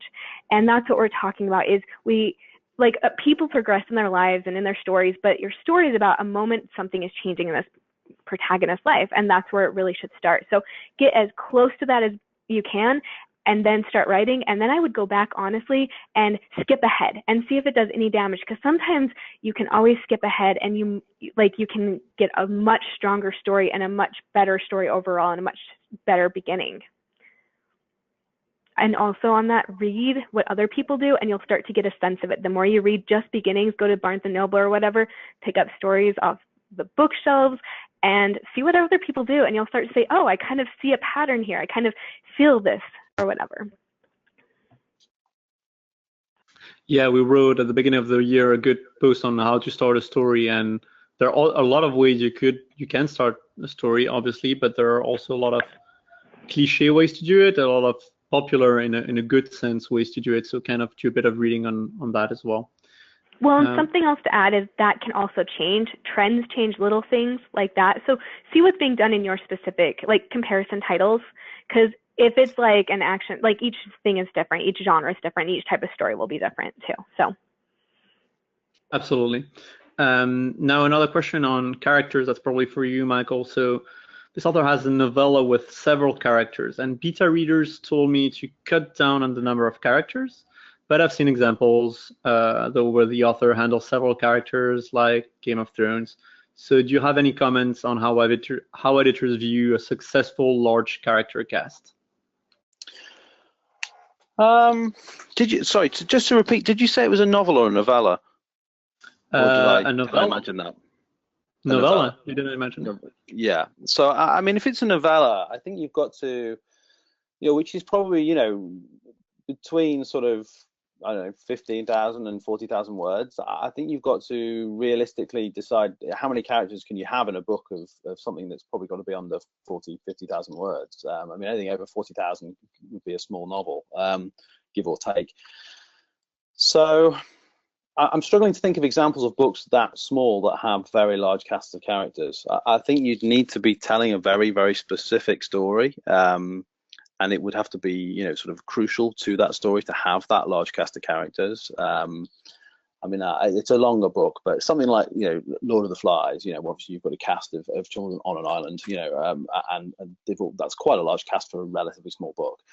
But there's a point to it. There's a reason. The whole story is revolved around that group of children. And there will be instances of stories like that need a large cast. So it's partly, I think, it's to do with the story.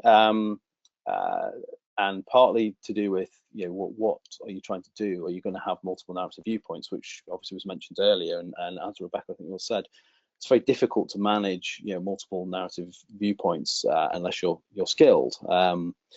And if you're having one protagonist and a lot of secondary characters, you know, what is the function of these secondary characters? One of the panel said earlier, those characters, they all need to have a purpose. You know, they need to have a reason that they're there. I think it was Jim said. You don't just have them there to sort of, you know, provide the clue, you know, that catches the criminal or whatever. They have to have a deeper role in the book there. So I guess, like, why are they there? You know, there's no easy answer, I think, to that question. Unfortunately, I don't have an example off the top of my head that I think was, yes, here's a really brilliant example. I think I mentioned earlier, I've just finished a Richard Russo book, and, you know, it's about a small town. You know, Empire Falls is about a small town America. It's a big book. It's got quite a large cast of characters. It's an omniscient viewpoint, so he can move from one character to another, although it has a main protagonist. But I mean, and he manages that in a fairly masterful way. But, you know, it won the Pulitzer Prize. You know, he's at the top of the game. You know, I think if you've got a small book with lots of characters, it's only going to work if the specific story you're trying to tell requires them to be there from, like, a situational or a plot point of view. I mean, it's a tough one, but that's probably the best advice I can give, I think. Yeah, no, I think that definitely answers the question. Now, similar question for Jim, and it's around this advice you gave that Michael echoed on don't have characters coming in to just give evidence. Now the question is, does that advice stand for murder, mystery, crime novels? To an extent, as Michael was saying, you know, every character needs to have a larger purpose, and it feeds on what I was saying earlier. Yes, you can have somebody to give evidence, but it's more along the lines of, you know, they bring in an informant and he's grilled for a chapter, and then that's the only time you potentially see him within that chapter. That's one thing, but, you know, even with somebody like that, you need to introduce that character in some sort of way. You know, like in an earlier chapter, the detective says, "Well, I've got an informant that I think can help us," and then, you know, in a later chapter, they, you know, find that informant and shake them down, and then you have them come in, present the evidence, and then they can walk off stage. But having somebody, you know, like, you know, just having a cop, you know, a beat cop walk in and give a very important piece of key evidence and then just walk off stage, that's what we're trying to avoid. You know, it's what I kind of call the Miss Marple syndrome, where, you know, somebody just sort of walks in, gives a key piece of information, walks off, just simply because you need that character, you know, you need that key piece of information to be said. So as we've been saying, every character needs to have a purpose, and they can't stay on stage for a paragraph. They need to have a reason for being there. Can I add one thing, Ricardo? Absolutely. One thing we probably haven't really mentioned, which I guess is worth throwing out there, is as part of your planning process of your novel, one of the really useful things to have is a character map, which I mean, people do them in different ways. But, you know, a mind map sort of, or a flowchart kind of system is a good one. It can be something you write down on a piece of paper. You can spreadsheet it. You can do it however you like, but if you've got one central protagonist, put them in the middle, and then maybe have lines going out to all the other characters. How do they interconnect? Write little notes. It's a great thing that you can potentially do on one piece of like A4 paper, and really like work out who are they, where are they, how do they connect with each other, almost like a family tree. And I like the mind mapping method personally. It's something that copy editors do very, very well. Actually, one of the things they do when they look through your manuscript at a much later date is make sure all that works. But it's really good when you're doing that planning stage to do that character map yourself, and really, why are they there? If they're sort of over there on the edge, on the upper right hand corner, all by themselves, and they've got like nothing linking them to all the other people, then what Jim said, I think, will come into be. Why are they there? Are they just there to do that one thing that really they need a deeper meaning? So as we hadn't mentioned it, I thought character maps, it's really, really useful, and it's actually really good fun to do them up as well, when you're planning on your novel, and it's really satisfying when you've done it. So I'd highly recommend doing that. And it's something that works hand in hand with your outline. You can, the two of them work together. So totally, yeah.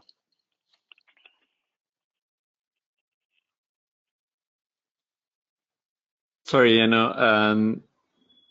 definitely, and we showed the slide about with the story structure. You can also build kind of character arcs which are similar, and map that out. No, there's a question. That's an interesting question.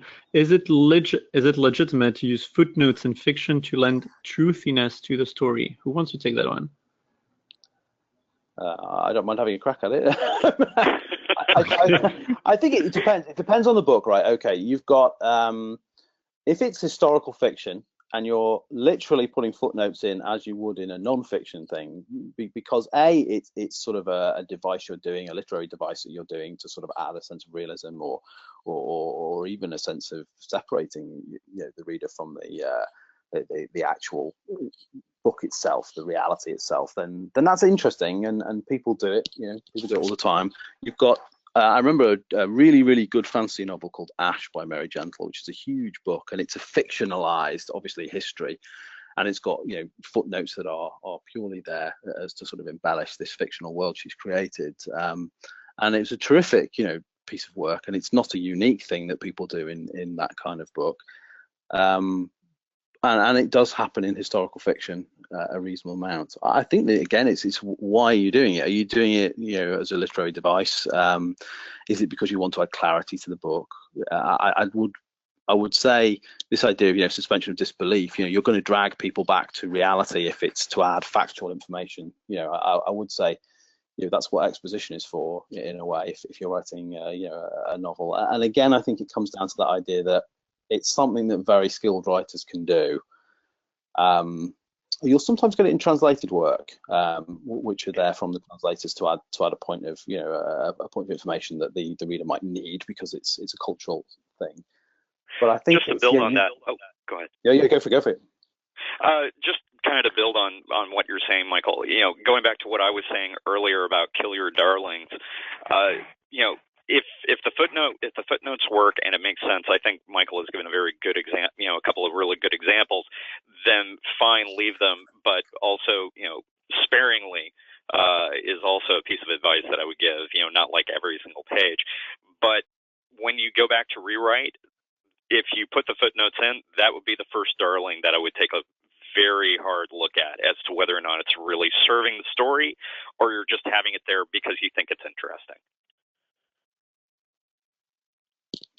Yeah, I think that's a good point. I mean, there's a book called His Bloody Project by Graham McRae Burnett, I think it is, and it was shortlisted for the Booker Prize for 2016. And it's got it's a historical thriller, and it's got just a very few footnotes in there, which are quite good fun.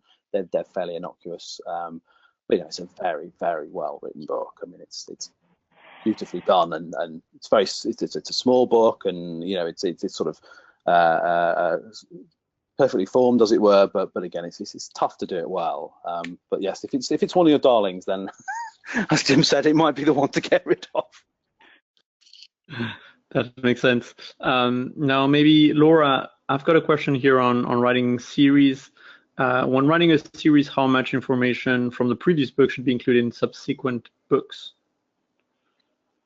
Oh, that's interesting. I think you can, a little bit of information, where it's relevant, what's most relevant.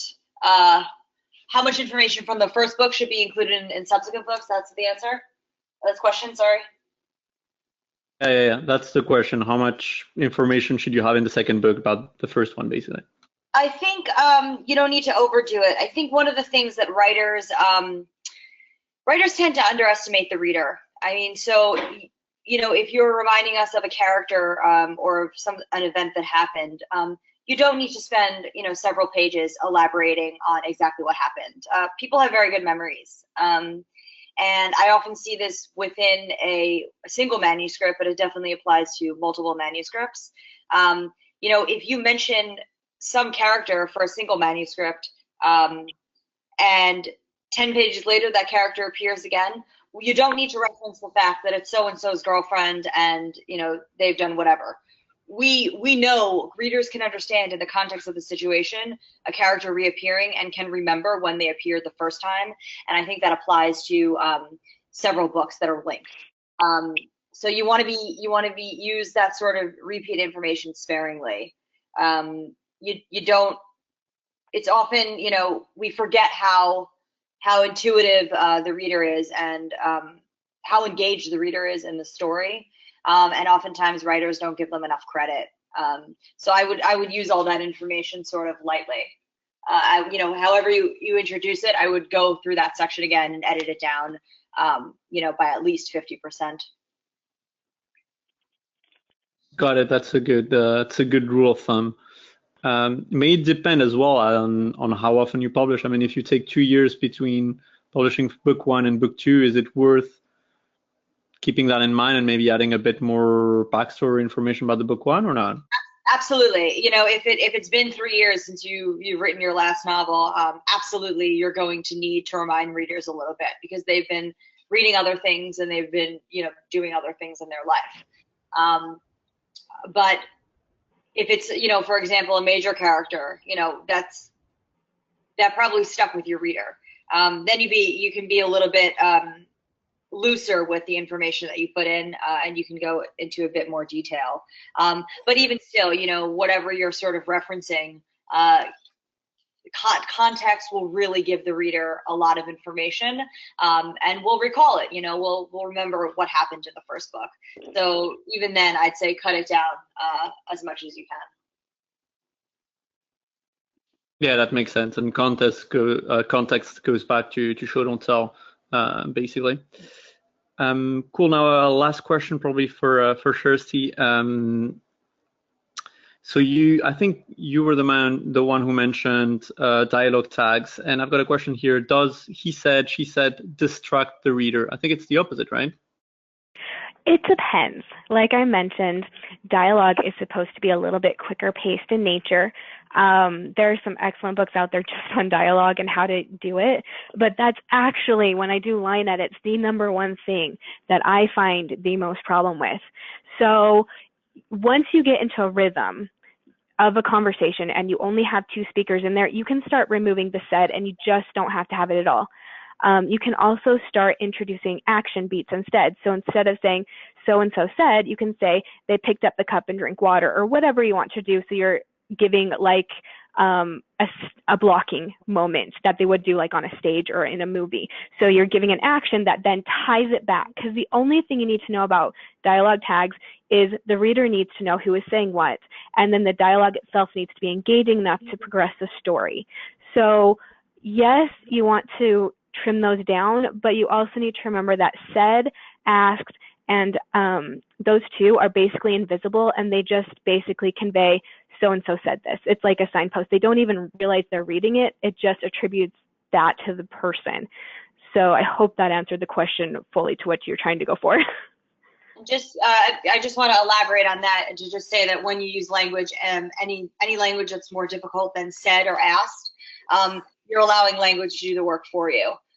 Yes. So I mean, writers then say, so-and-so exclaimed or yelled. Well, instead of saying that they yelled, how can you show their actions that they're getting increasingly angry? And if you move through the manuscript and you sort of notice those points and you can replace them with said and say, well, now I've got to make sure that the reader knows that the character is angry. Well, maybe he's pacing the room, and then we know there's sort of an elevated level of tension in the scene. Exactly, and you will always get better prose that way, always. For sure. I was just going to say as well that I think that both those points were fantastic, and because also you get, and it's sort of a slightly pedantic thing, but you get people saying, so-and-so snickered and things like that, and people often use words which actually you can't snicker speech. You can't. Yeah, that's a common thing. And I mean, it's a pet peeve, but it's kind of people get very flamboyant. I'm a big fan of Elmore Leonard's 10 Rules of Writing, and while I wouldn't strict to them like scripture, I think there's a lot of verbs that are used that just shouldn't be. And as Rebecca quite rightly said, you're using the language, you're using that word to describe something which you could actually use the word choice and the sentence itself, or the exposition afterwards, to describe what the characters. You should get that emotion across from the language, from the descriptive language, not from the one word. It's kind of a lazy way of doing it. And also, you don't use words that people can't actually. They can exclaim, but they can't snicker a word. They can't chuckle a word. Chuckle, you can't speak and chuckle at the same time. It's the only thing I would add is, oh, sorry. Yeah, no, it also points to weak dialogue. If you are over relying on your dialogue tags to explain how something was said, you need to really work on your dialogue. Remove, as a practice, you can remove all of the dialogue tags, period, and just see how the dialogue stands on its own, because that should be strong enough to convey the emotions you're using your dialogues to say. And you really need to make sure your dialogue is as strong as possible for what you're trying to go for, and not rely on the tags or the action beats or other things. Just look to the dialogue itself, too, as something else to look at. That's a really good point. The only thing I was going to add was just said and asked are the primary ones, but also replied is probably, you can again use that one sparingly, but that's a good, with somebody asked and somebody replied, particularly if somebody had just said earlier. But everybody's making really good points in terms of the dialogue tags. The only other thing is make sure that you use the right dialogue tag with the right type of speech. Too often I've seen somebody say a question. You ask a question. So anyway, that's it. Perfect. I love this mini session on dialogue. We should do a webinar about that. Now, I've got an actual last question, because it's been over 2 hours now. So this is the last question we'll answer. If you have other questions, drop me a line on my email. You've got it on the slide there, and I'll send the extra questions I get by email to our editors, and we'll get you answers in writing. So last question for you, Laura, because I believe you're the one who has most experience with short stories, probably. What's the most important difference between the start of a novel and that of a short story? So how would you start it? The start? In the start. So how is finding the right start for a short story different from finding the right start for a novel? Short story has to start at sentence 1. Because the length of the short story is going to be under 20,000 words. You don't have 80,000 words or 100,000 words to set everything up. You don't have a full chapter to get there, to set the scene. The action, what's going on in the story, and the character all have to be developed within those first couple of sentences. And there's really no room to deviate from that. Short stories, they're just shorter by nature. You have to sort of give the reader as much as you can, as soon as you can, in terms of what they're reading, what's happening, what is the journey that they're about to go on. In a novel, this goes, for not only the start, but it goes for sort of descriptive language. I mean, in a novel, depending on what kind of novel you're writing, literary fiction, which is, what I mostly work on, you can spend a page talking about the way the light came in through the window, for a character that's maybe struggling and going through some emotionally damaging time in their life, where everything is sort of slowed down and they're sitting staring at the way the light is moving across the living room floor. You can do that in a novel because you have the room and you set up the character scene, their feelings, what they're going through. You really draw that out. In a short story, you've got no time for any of that.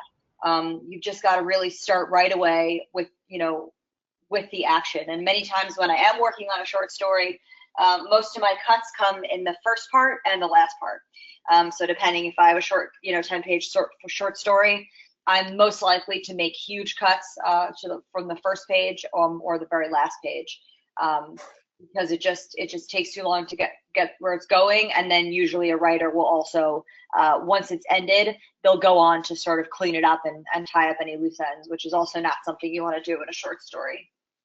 You want to leave the reader feeling sort of unhinged or like hanging there. Perfect. And for all of you writing short stories, we will have a Reedsy Learning course written by Laura on short stories available on Reedsy Learning tomorrow or on Thursday. So I'll just send you an email about Reedsy Learning, and I'll include a link to that course. It's a really good one. So I'd like just to take a last minute to thank all our panelists today. So thanks Laura, Kirsty, Jim, Michael, and Rebecca, who had to leave to pick up her kid at school. Thanks so much for attending. Thanks so much for your advice. I learned a lot. So I'm sure the audience learned a lot as well. And I hope we can do this again in the future. Great, thank you so much. Yeah, thank you so much for having us. Awesome.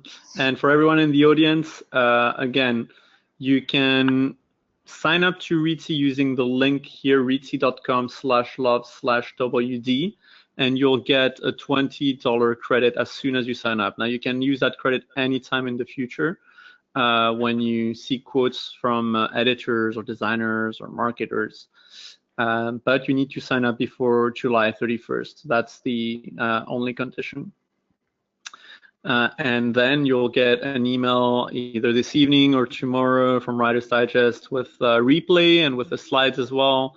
And I'll also send you an email to thank you for attending and with a bit more info about Reedsy and Reedsy Learning. And finally, there's my email address again on the slide. If you have any follow-up questions or anything you want to tell me or thank us for the webinar even, we love thank you emails. Just drop me a line at ricardo@reedsy.com and I'll make sure I answer. I'm leaving for a conference tomorrow, but as soon as I get on from the plane, I'll answer all your emails. So thanks again, everyone. Thanks to Writer's Digest for hosting this. It's been a pleasure.